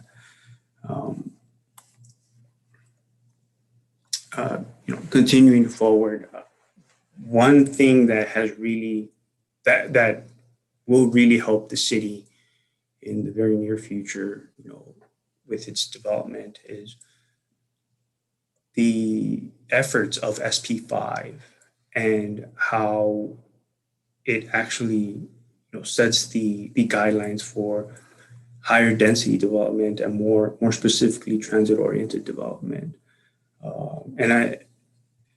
We've all talked about the East San Fernando transit line, which will be stationed here in Maclay.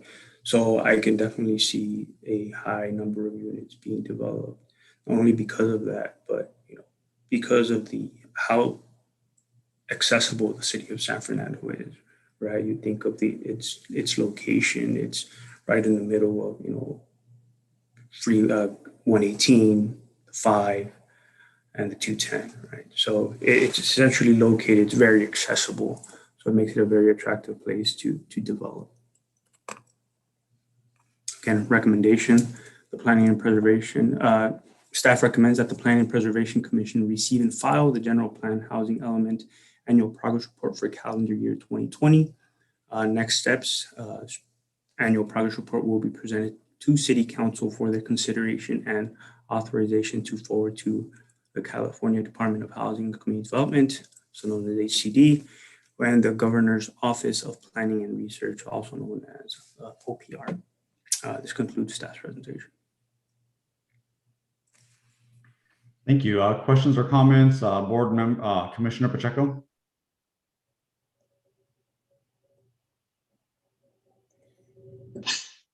I'm sorry there, Chair Fajardo. No, I have no questions at the moment. Thank you. Commissioner Pena? No comments. Thank you for the update. Commissioner Bernal? No questions, no comments, Chair. Thank you, Jerry, for that. Appreciate it. Thank you. Vice Chair Perez? No questions. Thank you. Thank you. And I have none. Therefore, we have concluded this item number 4. In consideration to time, I will move my item to the next meeting. It is not anything that I felt had to be done at this meeting. I'd like us to have abundant time for items 6 and 7, and anything else that arises during staff communication and general comments. That being said, we can go to item number 6, which is as previously stated, a discussion regarding a proposed request and recommendation to the City Council. Commissioner Bernal, this is your item. Would you like to lead us on this? Yes, thank you, Chair. So, we already have the SP5, which is a basic framework of what can be done throughout the city of San Fernando, which is great. But I think sometimes the message of the residents gets lost in these kind of generalized things. So my concern is that once we build something in the downtown, then we're stuck with it, right? So I want to make sure that whatever is going to be developed, especially in our downtown area, that it's going to basically be sustainable for the next, however many years.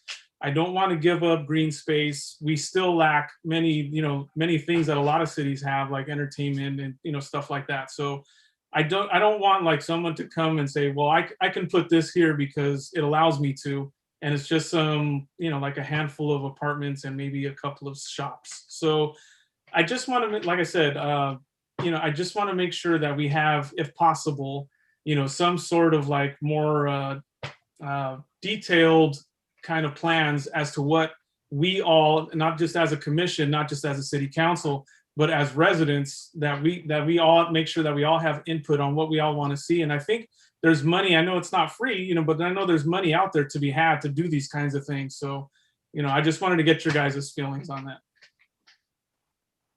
Thank you. I have a quick question just to understand this a little bit better. So would this essentially put on pause any other projects that are being considered? I guess namely the one that I could think about most prominently is the one that came forward from Azure Development, or is this item not inclusive of that, saying continue with those, make sure that you fulfill them to the fullest extent possible based upon the wishes of the residents? So which of those two is it intended to be? No, I don't want to put a pause on anything. That's not my intention. So like I said, I just want to make sure that everyone has, sort of a voice in it. And we're pretty specific as to what we've all had many opportunities to talk to residents about the downtown area over the years. And we all know what they want to see. And I just want to make sure all that stuff is included. Okay. So no, just to be clear, I'm not trying to stop anybody from doing anything that's already been approved. So. And so why just the downtown? I mean, and just playing devil's advocate, wouldn't it be better to have a plan for the whole city versus just the downtown? Yeah, and this is why I brought this to you guys, because the downtown, yeah, for sure. But yeah, if there was a way that we could have something a little bit more specific for the entire city, that would be even better. So no, I'm definitely open to any suggestions from all of you, any and all of you, as to what we can recommend to the city council, just to make sure we don't get stuck with stuff that we don't want. And then, sorry, Glenn. What do you feel with regards to, are there or what elements do you feel that SP5 didn't thoroughly address with regards to this recommendation? It's just a very broad kind of thing, so I don't know that there's been, allotted spaces for green space and, things of that nature. So I just want to make sure like all those kinds of things are covered. Okay, Commissioner Pena, I think that we collided. Yeah. No, if I may, Commissioner Bernal, I'm going to kind of try to spin this a little bit. I want to make sure I'm understanding kind of the thought. So the way that I look at SP5, and again, push back if I'm misunderstanding this, but I've always understood SP5 and our plan to be more of like the framework and the policy and procedure manual, which is one thing. It's how to follow the rules. When you start talking about like a downtown district or, a specific we can take any district in the city, that to me is more of an execution plan. So I think what you want to see is a better, more pointed execution plan that says, in this area, we can do option A, B, and C. And in this area, we can do option A, B, and C. And then that way we can kind of juxtapose the different options and really see, again, comprehensively what we want to see in different areas.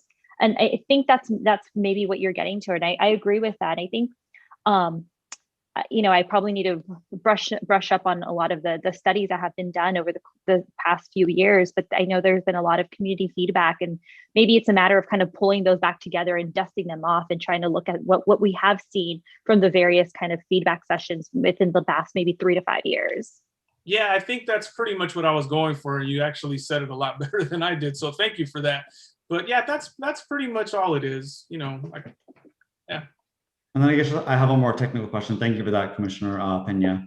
So this is more for staff. Just back to that question, and I know that Commissioner Pena kind of gave her perspective on how the two would differ, but how would staff see the difference between Commissioner Bernal's recommendation versus SP5? I know that SP5 is mentioned in the agenda item. Yeah, actually, I would like to commend Commissioner Pena for saying that really well. And I'll give an example. You actually helped me understand it a little bit better in my mind, because I'll give an example of sort of an effort we're going through right now, right? A couple of years ago, the city and the city council adopted the Safe and Active Streets Plan, which was basically a citywide, all of these improvements that the city could make to make it more bike friendly and pedestrian friendly.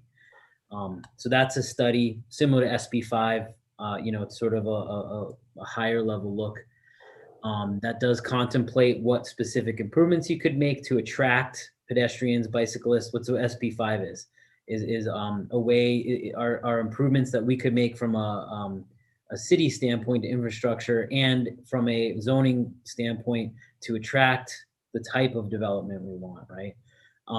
But it's not as specific as we want business XYZ on this lot and XYZ on this lot, right? Fast forward now a couple years on the Safe and Active Streets, we're actually now doing an implementation plan. So it's basically okay, so what can we actually get accomplished, right? One of there's these lofty goals of building a class 1 bike lane down Glen Oaks, but realistically, that requires a significant investment, a significant amount of re-engineering. So I think probably what this request is more of an implementation plan, how we take SP5 and implement it. Like, what does the actual implementation look like?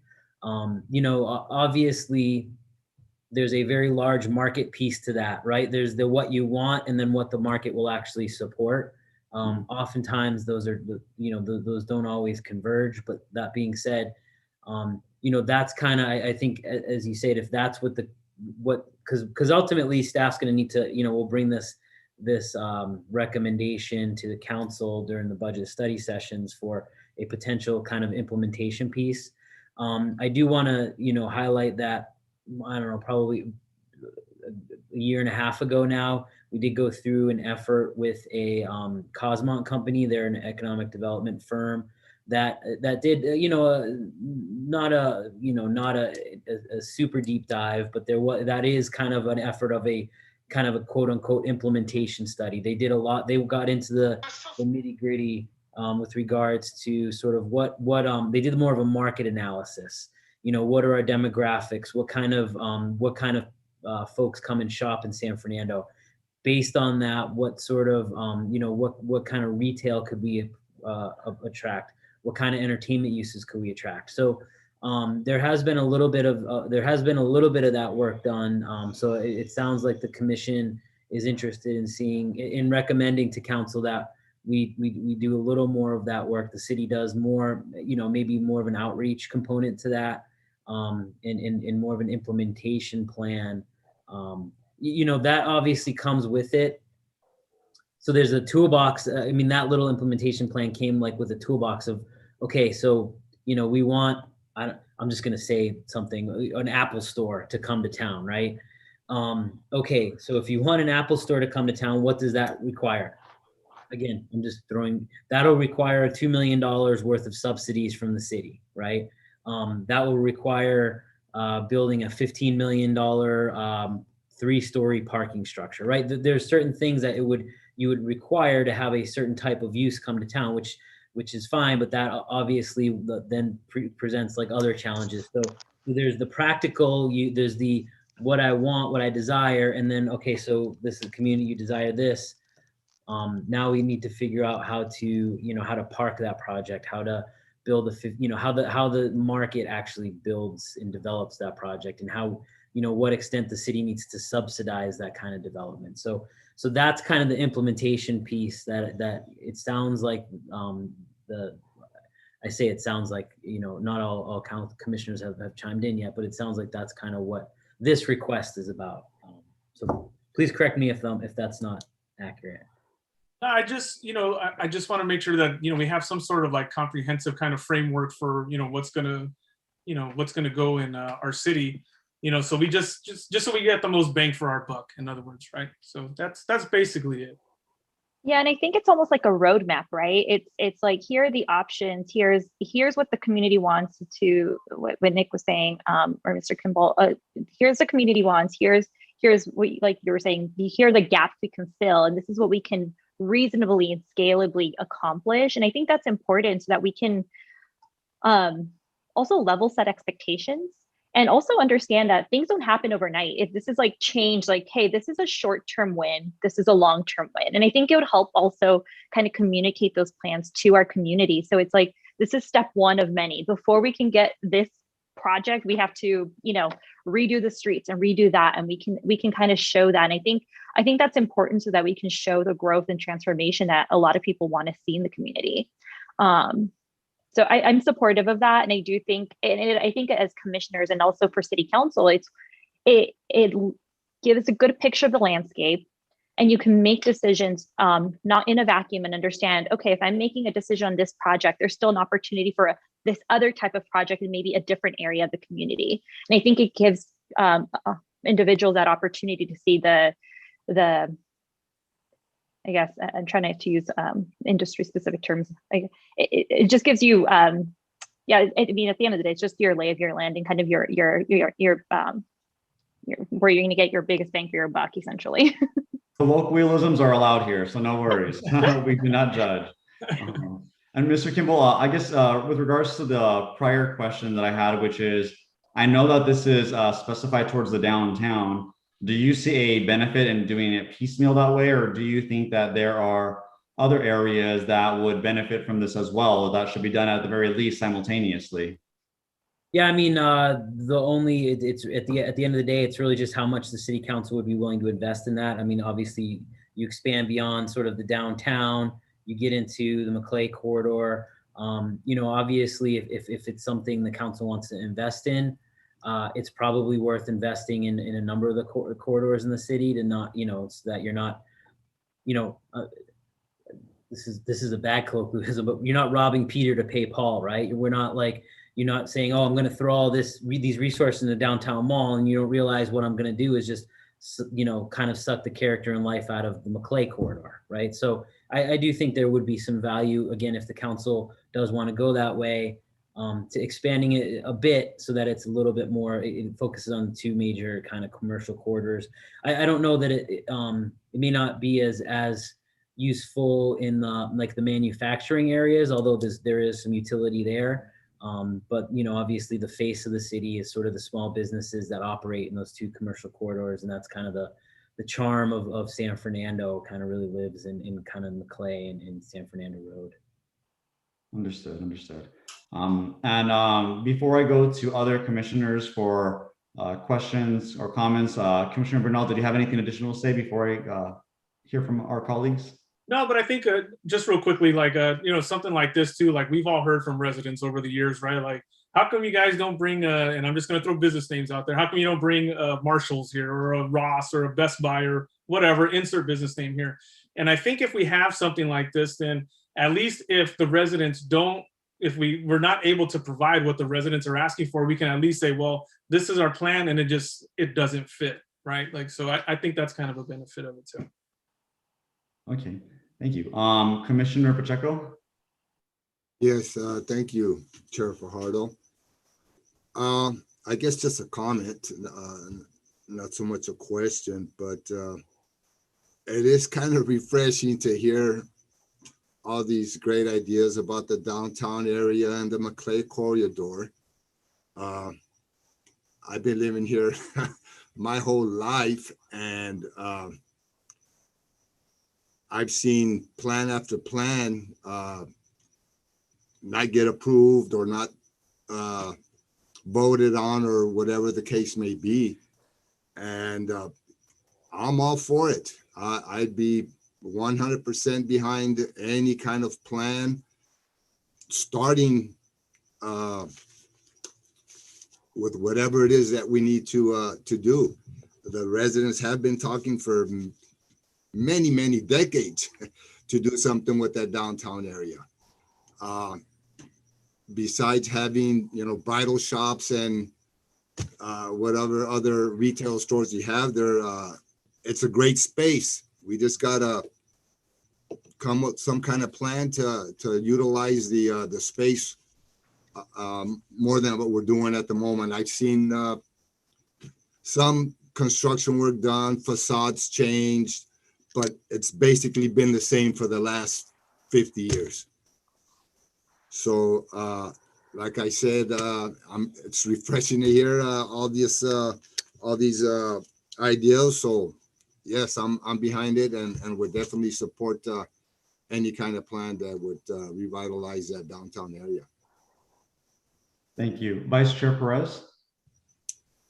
Yes, so I do have a question for Mr. Kimball, and this is just for clarification. So when we talk about SB5, are we talking about the city's general plan, or they're two different things?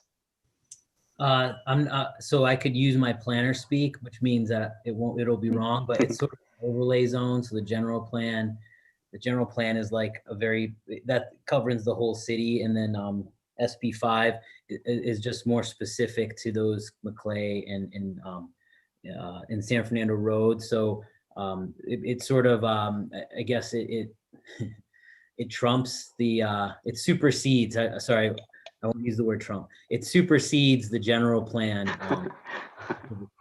that correct, Mr. Marquez? Would that be a yes, correct characterization? Yes, the general plan serves as more or less the outline for where the city is planned to go, right? Specific plan, specifically SB5, it addresses main corridors within the city. The Maclay corridor, San Fernando Road, Truman, even a portion of Brand, right? It breaks it up into different districts. You have the Maclay district, the downtown district, we call Workplace Flex our industrial area, and we have our mixed use, which serves as the gateway on the western portion of the city. And on the eastern portion, we have the auto commercial district, right? So in each one of these districts has their permitted uses and conditionally permitted uses and non-permitted uses, as well as their development standards and design guidelines. It's all outlined in the SP5, right? So, I mean, that is what hence its name, Specific Plan 5, which superseded SP4. Got it. Okay, thank you for that clarification. Just thought it was important to clarify there. So that was that question. And then I guess a general comment, I do agree with David. Having a vision for the city, I think is very important. And, having a master plan, I'm not sure if that's necessarily the answer, but for sure, it's a great question to start that conversation, right? We all want something in the city as residents, but what is the clear vision? Where are we heading exactly? So I think that's the right question to ask. So thank you for that. Thank you. And Commissioner Bernal, since we will probably not have another meeting before the city council votes on this, or sorry, finalizes the budget, I wanted to see if you're open to having additional items that might be self-evident with this item, but are more specifically named. So perhaps a recommendation to the city council for the budget to prepare a master plan for the downtown district and other areas in the community, inclusive of adequate staffing for existing projects and improvements to streets, sidewalks, infrastructure, trees and green space, improved parking, bus shelters, citywide cleanup and beautification, a plan for deferred maintenance, and the arts. Yeah, 100%. I mean, I'm a big believer in let's ask for everything, right? And then we'll dwindle it down as whatever we can do. So no, yeah, appreciate the input. Yeah, I think that's what we should do.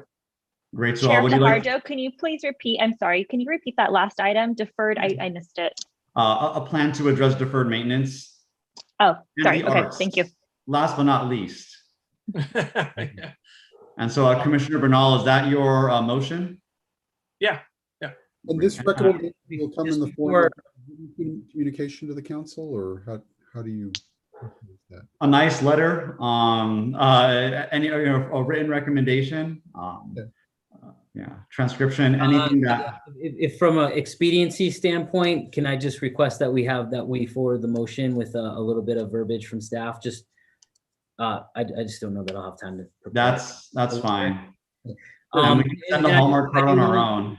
I do want to note for the commission's edification, the proposed budget is actually the city manager's proposed budget is already prepared and online at sfcity.org, and you can go to find the finance department in the financial documents. So you can see, if you read the city manager's budget report, you can see all of the recommended enhancements, many of which address many of the items that Chair Fajardo had just named in the motion. But I just wanted to throw that out there if any of you all need some help getting to sleep tonight. Exactly. So the primary motion comes from Commissioner Bernal. I seconded it. Roll call, please, Madam Clerk.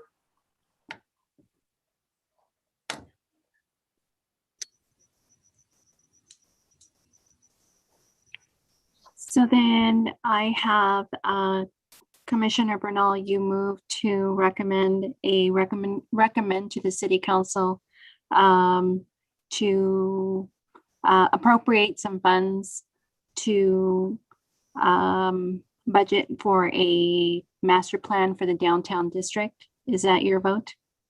And then I believe we were talking about expanding it, correct? Yes, with the aforementioned items. The friendly amendments. Okay, so that is your vote? Yes. Yes. And Chair Fajardo, you second? Yes, and I'm a yes on the vote. Okay, you're a yes on the vote. All right, and Vice Chair Perez, your vote? Yes. And Commissioner Pena, your vote? Yes.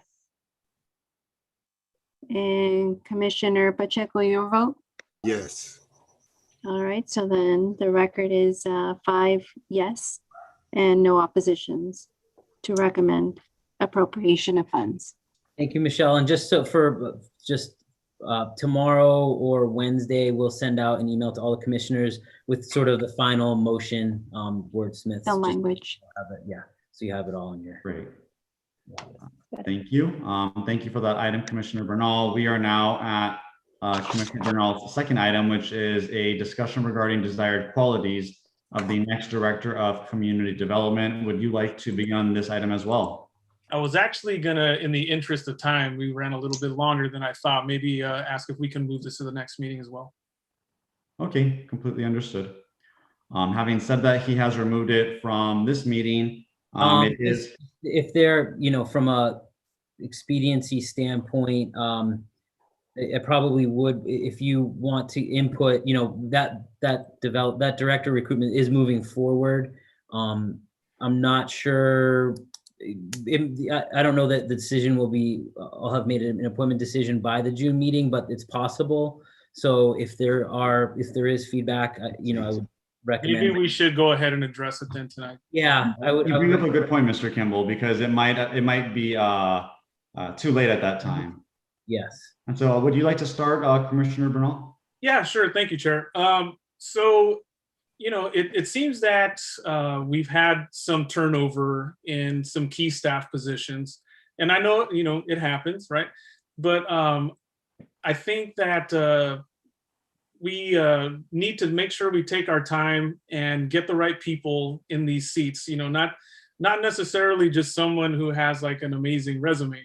But does this person have a passion for the city of San Fernando? Has this person ever been to the city of San Fernando? And things of that nature. So what I'm looking for, never mind being a commissioner, but a resident, is somebody who, number one, is envisioning sticking around for a while to see like the fruits of their labor, the things that they brought to the city actually come to fruition. I don't necessarily need someone who's some kind of a rock star, but just wants to put like a feather in his or her cap. I think that we need stability, especially in these super important, city staff positions. So I just want to, like I said, I keep it short, short and sweet, but I'm just basically looking for personally, stability, obviously qualifications, and someone who has like a real, passion for, making this city what we all know it could and should be. Thank you. And actually, since I've had some experience with this, I just want to give you my feedback. And my feedback and my experience might differ from others, but I think that anytime you interview someone, they always try to convey that they want to be in the city for eternity. And so making an assessment that they will be the longest standing person here can be a bit of a challenge, because it's one of the general platitudes that is brought forward at an interview. And so if there was some way to quantify that, I would agree with you that that would be a very desirable trait. I think that having people in positions for a long period, I think that it is helpful. It does, it can bring about stability. And, but I think that it's a very hard metric to judge subjectively. I did have an opportunity to listen to item 7 from the last city council meeting, which somewhat which effectively parallels this. And, that was, one of the comments that was made, but the city can hardly be blamed for some of the turnover that was cited. I mean, if you look at the city clerk, for example, that was one of the numbers that counted against us, because we now have a new city clerk, and that was included in the tabulation. But our prior city clerk, Ms. Chavez, had been here, I think, for over 30 years. I think it was like 32 or something. And so somehow we're being penalized or considered less stable because she retired. I mean, it didn't make any sense. And you can say that there's been a new finance director and that caused, instability because there's now a new department head. But does that imply that our phenomenal prior finance director should not have aspired to be the city manager? So like there were some inherently logical claims that were made that weren't pointed out. So I just look at those two shifts, those two changes in those two positions, and I don't see them as counting against the city. I think that Ms. Chavez's tenure was superb. I think that 30 some odd years, give or take, shows that this can be a place where someone can invest in and grow with and do a phenomenal job. And I think that Mr. Kimball's tenure at the city council, like amalgamating my words, Mr. Kimball's tenure at the city also demonstrates that. But did you have any ways that you think that it could be judged a little bit better? Because maybe there are some ideas that just haven't thought out of the box. And Chair, I don't want to get too wrapped up in just one facet of it. Okay. My thing is like, I just want to see what kind of, qualities you guys would like to see. I gave my piece, what would you like to see in our next planning director? I think it's only fair, I know we're not interviewing them, but I think it's only fair that as commissioners and residents, that we, could at least voice our opinion as what we would like to see. Don't get too wrapped up in the time thing. I think it would be great if everybody worked here for 35 years, right? But that's not reality. But, just what else are you looking for? Well, I think that that's a fair question. And obviously we aren't the deciders, nor is the city council, but we are at least all, we all voice different concerns from the communities. We all have, the same constituency, but know many different people. And so if I were to say what my top qualities are rather for an applicant, it would be integrity, ethics, although you can say that those are, very similar, impartiality, and experience. I will tell you why I had some initial concerns, and I really like the way that you're phrasing this dialogue. I did have some initial concerns when I saw it, because for me, it's very similar to the agenda item 7 at the city council meeting. And I rarely watch the full video, but I did watch that segment, and I recommend that anyone who hasn't seen it to take a look at the 20 or 30 minutes. But there was a push indicating that the person appointed should only be a certain gender. It needs to be a certain gender, that was the only way to effectively go about this, although there was mention of having the person potentially as a resident. And it actually reminded me of something that transpired to me in 2014. So I was actually at the San Fernando Mall looking at a building for some unrelated policy issue. And the owner comes out a little bit upset, asking what I'm doing loitering. And I just basically explained the policy issue and why I was kind of meandering the area. And next to her was another woman who came out. I had identified that I was a council member. And so this woman says, "Oh, I've heard wonderful things about you." And she specifically identified that it came from the Ashkenazis, which really surprised me. I was pretty shocked when I heard that, to be honest. So I was quite intrigued. So they asked if I wanted to come in. So I did go into the salon. Wanted to hear a little bit more. So I got a haircut, even though I had just gotten one the week prior. And during this discussion at the salon, the woman had miraculous things to say about the Ashkenazis. She indicated that they should have a say in much of the development of the city. She chided people who oppose the JCPenney's project. And she indicated that she would like to be community development director someday, or she would be interested in it. And so at the end of the conversation, she asked me if I would help, potentially help with that process should it come up in the future. Now, I was so confused in the beginning of this, but it occurred to me why she was giving me all this information. And it's because I think that she recognized the name, but she associated my profile with someone different. And so, fast forward 2017, 2018, we have an opening for the community development director, and Councilmember Ballin, prior to a city council meeting started, when we're in the community room, she told Alex, half jokingly, I hope you have a woman community development director for us. And Alec, in his very nice and characteristically nervous way, said, "Oh, well, what if it's a young, energetic man, very enthusiastic." And the chief probably saw he was getting a little bit nervous and says, "We did have a woman apply. I'm not sure that she had the best experience, but this young guy is really energetic, real go-getter, is going to work really hard." Anyhow, down the road, I figure out that a couple of people were upset that this woman had not gotten it. So when I heard this city council meeting where it was a push that it had to be a woman, part of me wonders if it's the same woman who I expected applied last time and who asked me to help her with the position back in 2014. Her name, I am allowed to say it because I was not, she's basically said in a public place. Her name is Sarah Magana Withers. She identified herself as an extremely close friend of the Ashkenazis and would like to help them have more development in the city.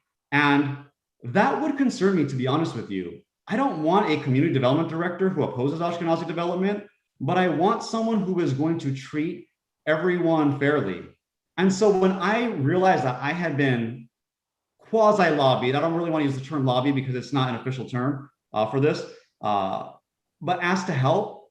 And then I saw that we had a council member at the last meeting who was pushing for very specific criteria. It did give me a lot of pause. And so thinking about it after that meeting, I would say, again, it comes back to ethics, integrity, impartiality, and experience. Yeah, I want someone who treats every developer fairly. And I do want diversity. And that can come in so many different ways. Person of color, age, military background, religion. And so I'd love to see the city, be as diverse as possible and have the best qualified people who treat everyone fairly. So that's kind of where I come from. And we will go to the next person, Commissioner Pena. I don't think I have any diverging comments really. I mean, at the end of the day, it's of course I want to we need pathways for people being here in the community and serving. I mean, I think Nick is a great example of, there was a pathway, and then that brings experience, and, experience isn't just plop in, learn the city and like leave. It can be going up the ranks. I do think, if there's of course, we should have a diverse staff. And I think we have a very diverse staff, but we can always enhance our diversity in whatever way. But at the same time, we do need to select the most qualified applicant, whatever their experience may be, or and to everyone else's point, I think it is very hard to judge, how long someone's going to stay in a community. We can all hope that they stay here for a long time, but it's not always going to be, like I'm going to be here for 10 years. People's lives change, and we can't ding them for that. They may have personal matters that take them away from work for one reason or not another. So At the end of the day, hiring practices are hard in any industry or any community. So I mean, I commend everyone for the work that you've been doing throughout the years. And I just hope that we can continue attracting the best talent so we can move our city forward. Thank you. Commissioner Pacheco? No comments at the moment. Thank you, Chair. Thank you. Vice Chair? Let's see, where do I start? So yes, I did watch that meeting, and you know, I gotta say, it got a little uncomfortable to watch at times. And I understand where this is coming from, but at the end of the day, I think, you know, as a commission, I don't think we should be necessarily giving specific guidance to Mr. Kimball on who to hire or not, right? I think as residents, we have access to the city manager and anyone here to reach out and give our opinions. So I think we should rather go that route, right? But in general, I think at the end of the day, we want someone that's qualified, right? That can do the job, that has the correct experience, regardless of gender, color, any of that. You know, we just want the best candidate. And I hope that, you know, at the end of the day, that's what we do. We hire the best candidate possible. Thank you. That's what I say. Just to clarify something, I have no direct knowledge as to whether the person I named, Ms. Magana Winters, if she actually did apply last time or this time, nor have I sought to get that information. But I just wanted to indicate that no one on staff has conveyed such.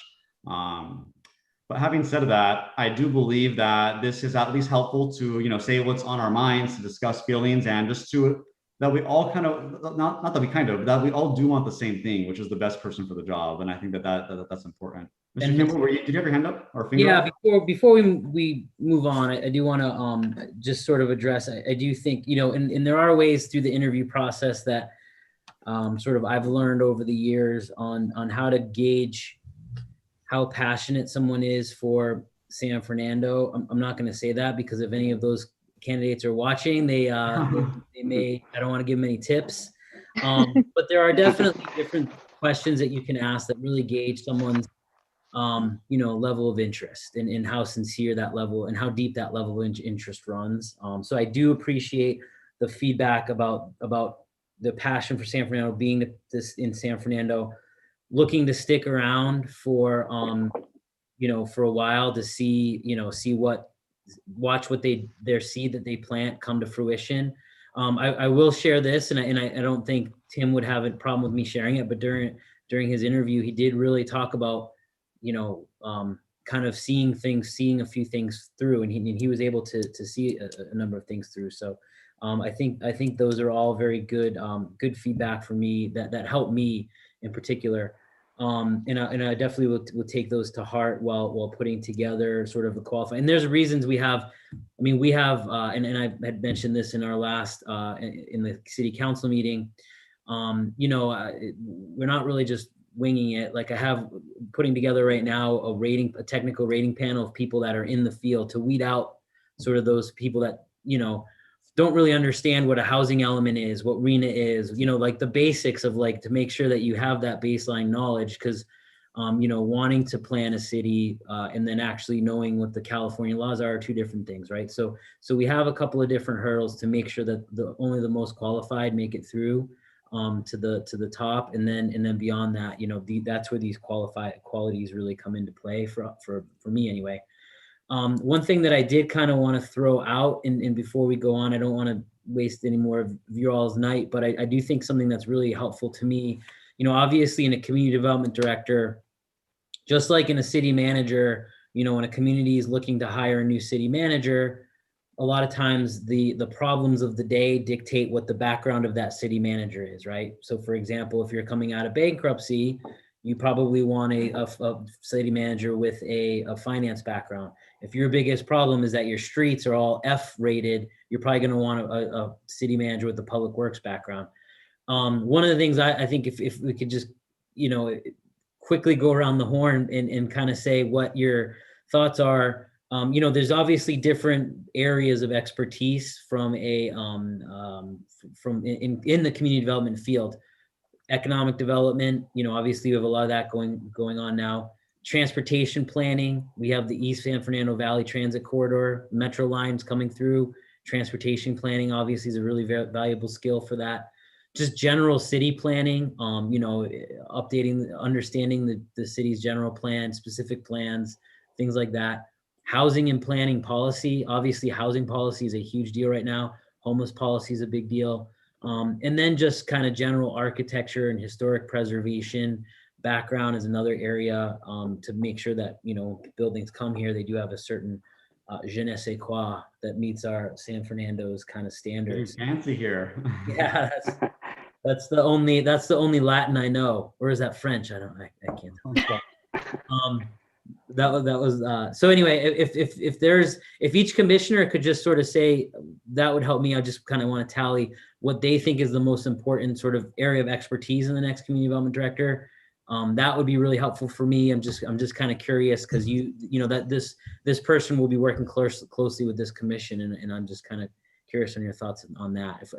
If you can humor me on that, that would be helpful, and then we can move on. And do you want to rename those suggestions you stated? Sure. I had economic development, transportation planning, housing policy, housing related planning, just general city planning came up as a planner, or sort of architectural, historic preservation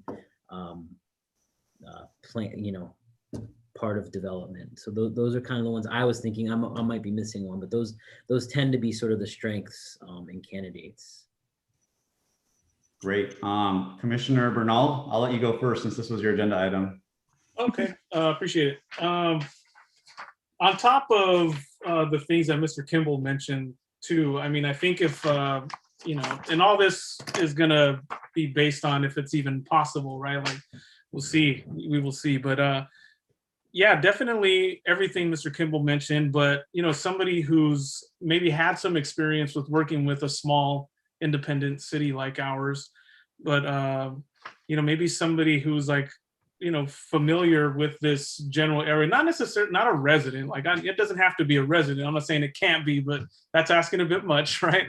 So at least somebody who's familiar with the Northeast San Fernando Valley, the inner workings of it, like who do they need to talk to, like who's in their Rolodex, so when we need stuff from outside organizations, like that person will have those kinds of contacts.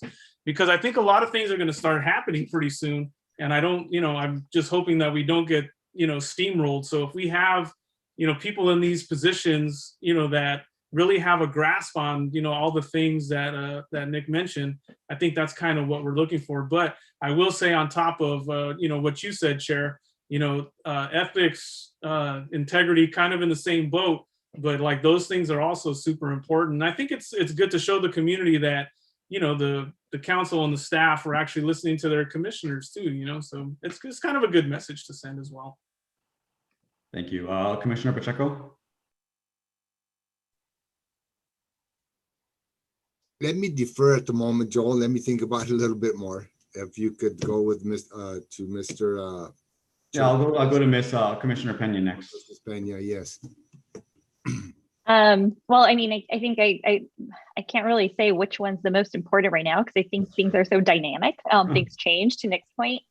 I guess considering where we are, I would say economic development and revitalization is always critical because I think that we're always kind of looking to that next step and see how we can, serve the needs of our ever-changing community, especially right now in the midst of the pandemic and, small businesses are struggling. We want to continue helping them. So obviously someone with experience in with having some sort of transportation background would also be helpful considering that that's on pending. But I'm a true project manager at heart. I execute large scale projects. So for me, it's having someone that can put a plan together and execute and meet those deadlines and drive those milestones. So those are the type of people I always gravitate towards. So as long as they can make an actionable, scalable plan, it's just execution at the end of the day, because we can say all we want, we can put all these things in theoretically, but if nothing actually ends up coming out, then we've done a disservice to our community. Thank you. Vice Chair? Well, for me, I just want to say that, I know that Mr. Kimball, it's very technical and he can ask those technical questions, those difficult questions. So I trust your judgment. And I know that you'll select the right candidate for us. But in general, for me, if I had to say, you know, aside from all the technical experience, I think there has to be someone who's able to teach. And by that, I mean, teach us, the community, the commissioners, and all this very specific niche information that, you know, only certain people get to see and experience. So on my end, you know, someone who is able to collaborate with me, teach me, show me, you know, what I need to learn to be good at what I do, which is serve our community. So for me, I think that's an important quality. Thank you. Amongst the list that you gave us, and there might even be a more extensive list, but amongst that truncated list, I would definitely say planning. I think that someone who has experience with planning is extremely important. I think that everything flows down from there, whether it's economic development, whether it's transportation. Sure. And I think that when you have businesses who want to join the city, they want to make sure that they're talking to someone who is knowledgeable about building codes, about permits, about processes. And so that comes as a huge opportunity for us to attract new businesses, for us to have, you know, the right plans. And but again, there's so, as you know, Commissioner Pena says, like there's so many like moving parts, like so many dynamics that go into this. It's really hard to pinpoint one. But if I had to pinpoint one, it would be that. And as for intangible qualities, the one that I said earlier. And we will go back to Commissioner Pacheco. Yeah, I mean, it's a difficult decision, but I trust that Mr. Kimball, with his experience, would you know, find someone that will definitely contribute and see the vision that the city has. Definitely, you know, needs to have some experience. And some of the other qualities that were mentioned, you know, integrity, obviously, you know, you want someone that you can trust and is going to be fair about, you know, working with the different, on different projects. So, I mean, I don't envy your job. Hopefully we're getting some good candidates. Is it public knowledge, the candidates for this position, or Not, no. So in the public sector, it's really interesting because everything else is transparent, but to protect the individuals who are applicants, most of that is very kind of close to the vest and protected by personnel rights.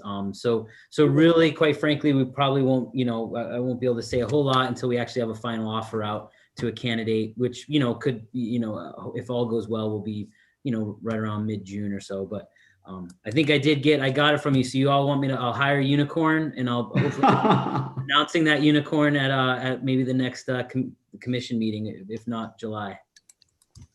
Pretty much, yeah. But I'll do my best. I think we might have a few unicorns in the applicant pool. So I'm excited. Thank you. Well, I've been concerned about this since 2014. And in the event that my anecdote is ever called into question, you know, there are ways to corroborate, you know, the feedback I've given.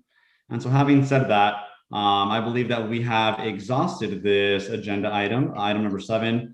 That now takes us to general commission comments, but I actually prefer staff communication first, so that commissioners can comment on staff communication if need be. And I was actually going to ask to rearrange that, Mr. Chair, because I do want to just kind of request. So, you know, we have a lot of new commissioners, and I think we're all excited about the energy that over the next, you know, couple of years of this group of commissioners. So I do just want to, from a staff planning standpoint, from a staff resources standpoint, only because really you only have 2 or 3 staff members that are supporting this commission. That when we do have, so for this commission meeting, and we did it, you know, because I think obviously we didn't really have this opportunity in the last commission meeting, but for future agenda items, I would really request that any commissioner that would like to put would like to request that an agenda item be placed on the next commission agenda, to really try to raise that during commission, to general commission comments like today, and then for next week, assuming that at least 2 other commissioners nod their head like, yeah, I want to hear more about that too, then we can put it on the next agenda. And it just helps us from a planning standpoint, especially because there's just really limited staffing resources for each of the commissions, planning included. So I just, before, if there are any things that you want to see in upcoming agendas, please bring that up during the commission updates. And if I may, Nick, I feel free to please contact me if there are any questions you have. I mean, I'd like to make myself available as a resource for you as well. I know I've had the pleasure of having dialogue with some of you, and please don't be strangers. Thank you. Are there any other? $200 an hour, so be a little bit of a stranger. Is there any other staff communication? Jerry or Michelle? I do have some housekeeping issues. Recently, the new commissioners, including Chair Fajardo, received new emails from the city. And so I just want to make sure that you've all been able to establish your emails. And I know that Commissioner Peña, you had some concerns with regards to forwarding from the city to your personal email. So that would be an option that you would do as far as setting up on your preferences. But as far as the email is concerned, the email is established and set up at the sfcity.org. In addition to that, I also wanted to make sure that you all been able to establish your email so that we can move forward with ordering business cards for those individuals. I'm sorry, Richard. Oh, I'll finish. I just want to chime in when you're done. Okay, so to order business cards for you individuals. So I wanted to I'm going to reach out to you individually and ask what your preferences are as far as the city phone number is going to be listed, the main one here. And then if you wanted to list your cell phone number, as far as your personal preferences would go. In addition to that, Form 700, if you haven't already completed that, coming into entering office. And then additionally, just give you a heads up about the AB 1234, if you're not current or if you need to make sure to take the requirement, the course. If you feel you may be due to take that course, let me know, and I will definitely reach out to personnel so that we can provide you with the webinar or the website to do that. And I would just recommend from staff that they look into whether all of us have fulfilled that requirement and just, give us a refresher, because we may presume incorrectly. That'd be my recommendation. And if I may, on that point, just because I've been dealing with this with some other clients, for those of you who are newly appointed under the law, you have 1 year to complete 2 hours worth of AB 1234 ethics training. And I believe anybody who receives a city stipend or who is subject to the city reimbursement policy is obligated to take it. Secondarily, and this sometimes gets less discussed, is that I believe most of you may also be required to take the mandatory anti-sexual harassment training, and that you have a 6-month time frame from the time of appointment to complete. Now, that said, I do recall that the city is a member of ICRMA, and Nick, I believe through ICRMA, there are online options for both the AB 1234 ethics training and the anti-sexual harassment training, which I think can be made available to our members here. That is correct, yes. And just with regards to the email, I just, because this is a little bit of a change of a policy from before.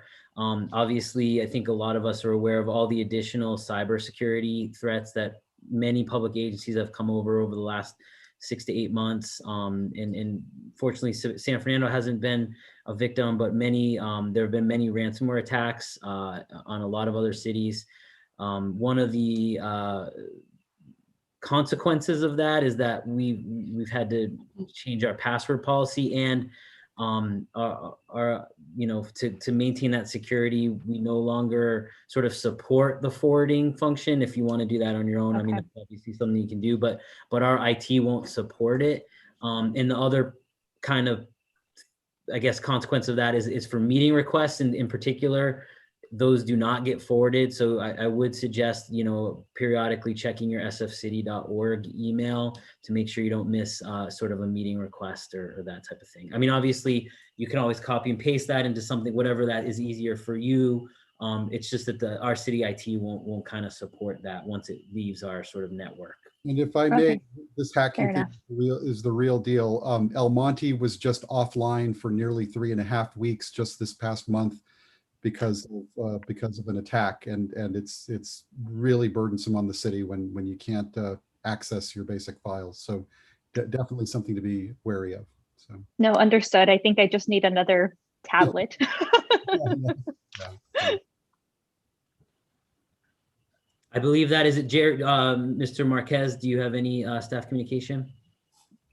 None at this time.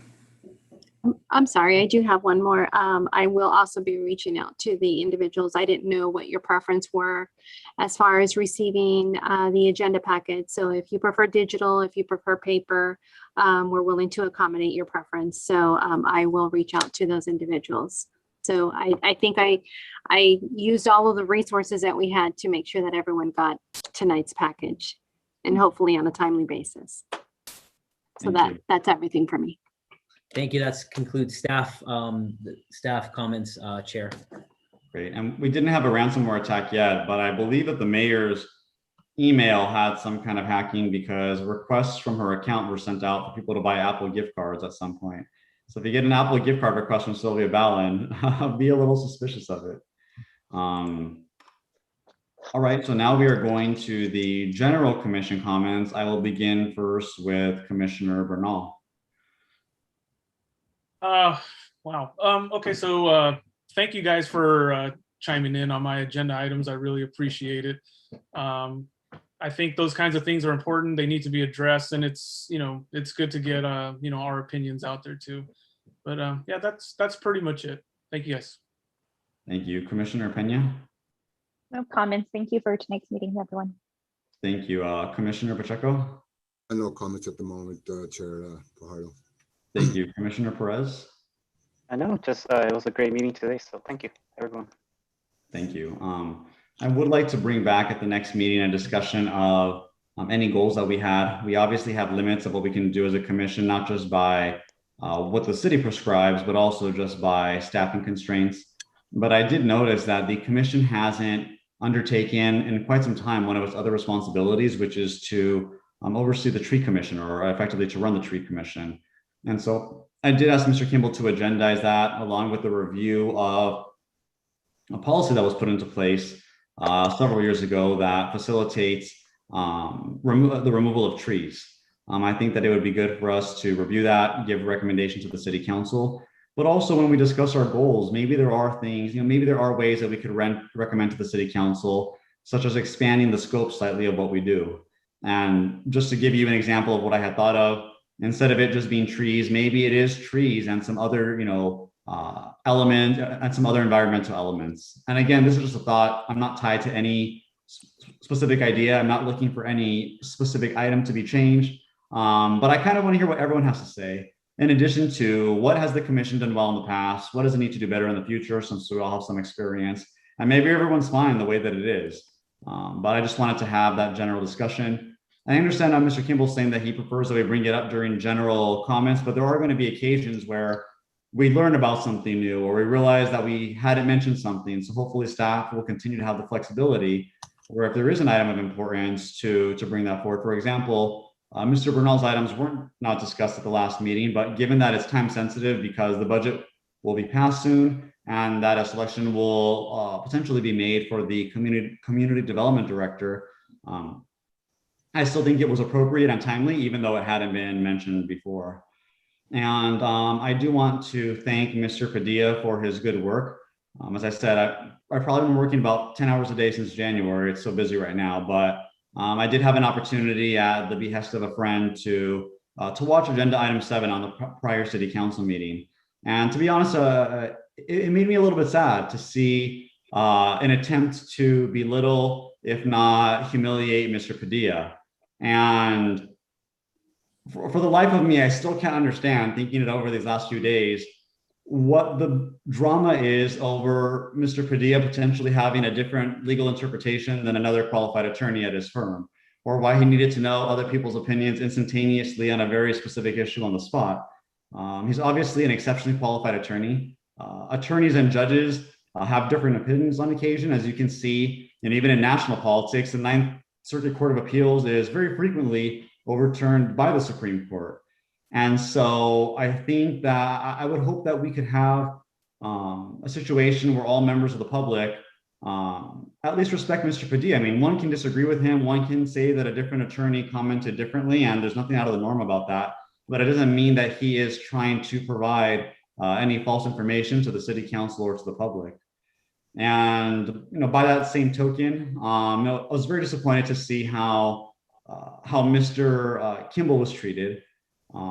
This city was in such a challenging position after the 2012 recall, and it was so refreshing the first 5 minutes that I met Mr. Kimball, and I knew that one day he'd be city manager, and I really liked his impartiality.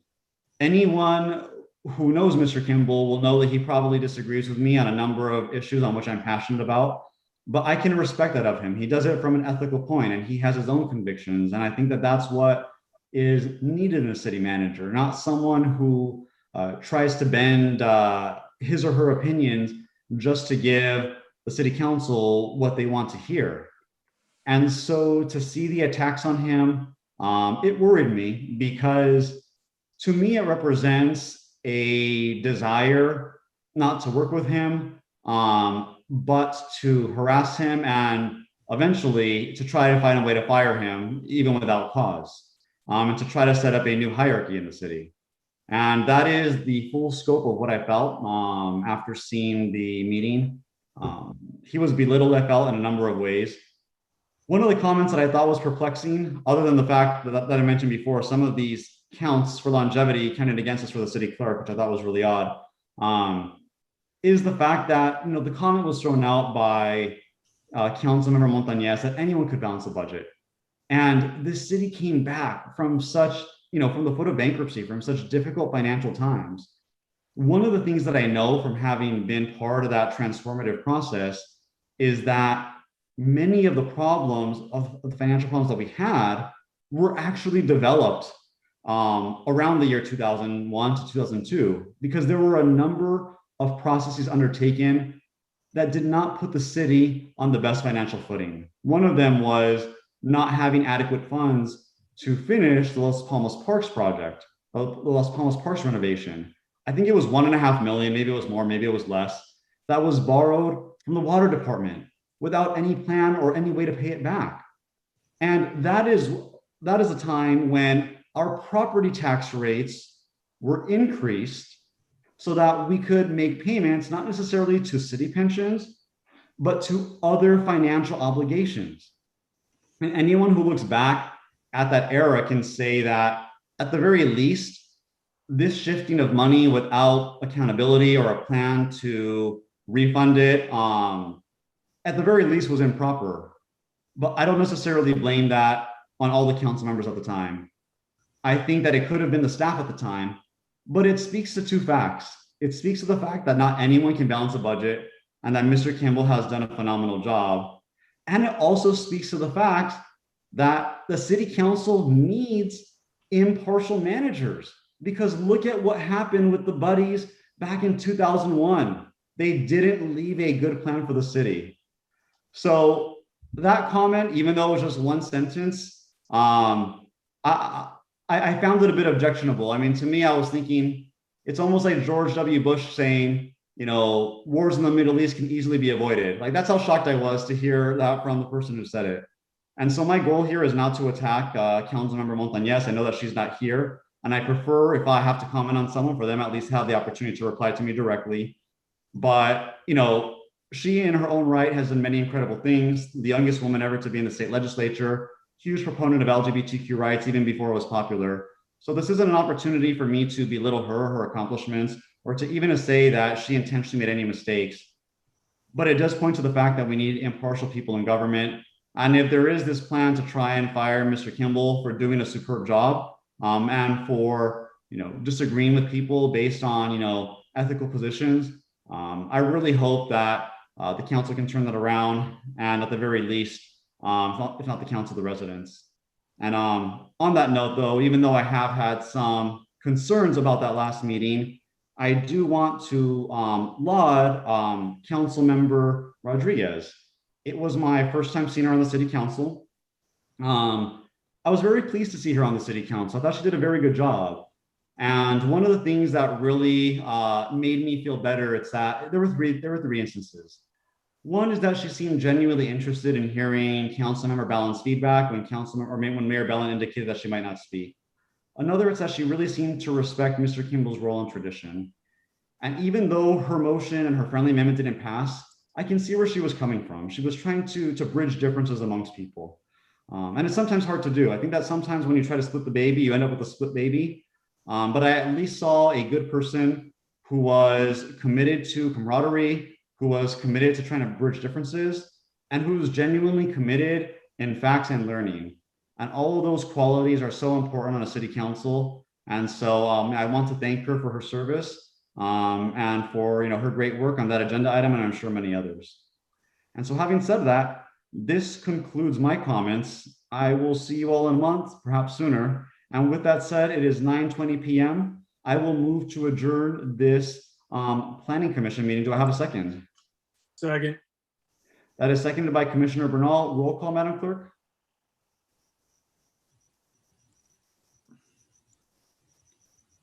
I apologize, I was on mute. Chair Fajardo, you moved to adjourn to the June 14, 2021 meeting. Is that your vote? That is correct, yes. Commissioner Bernal, do you second? That's your vote? Yes. And Vice Chair Perez, your vote? Yes. Commissioner Peña, your vote? Yes. And Commissioner Pacheco, your vote? Yes. So that is a vote of 5 to adjourn to the June 14, 2021 meeting with no oppositions. Thank you. We are hereby adjourned at 9:21 p.m. Thank you, everyone. Have a great evening. All right. Thank you.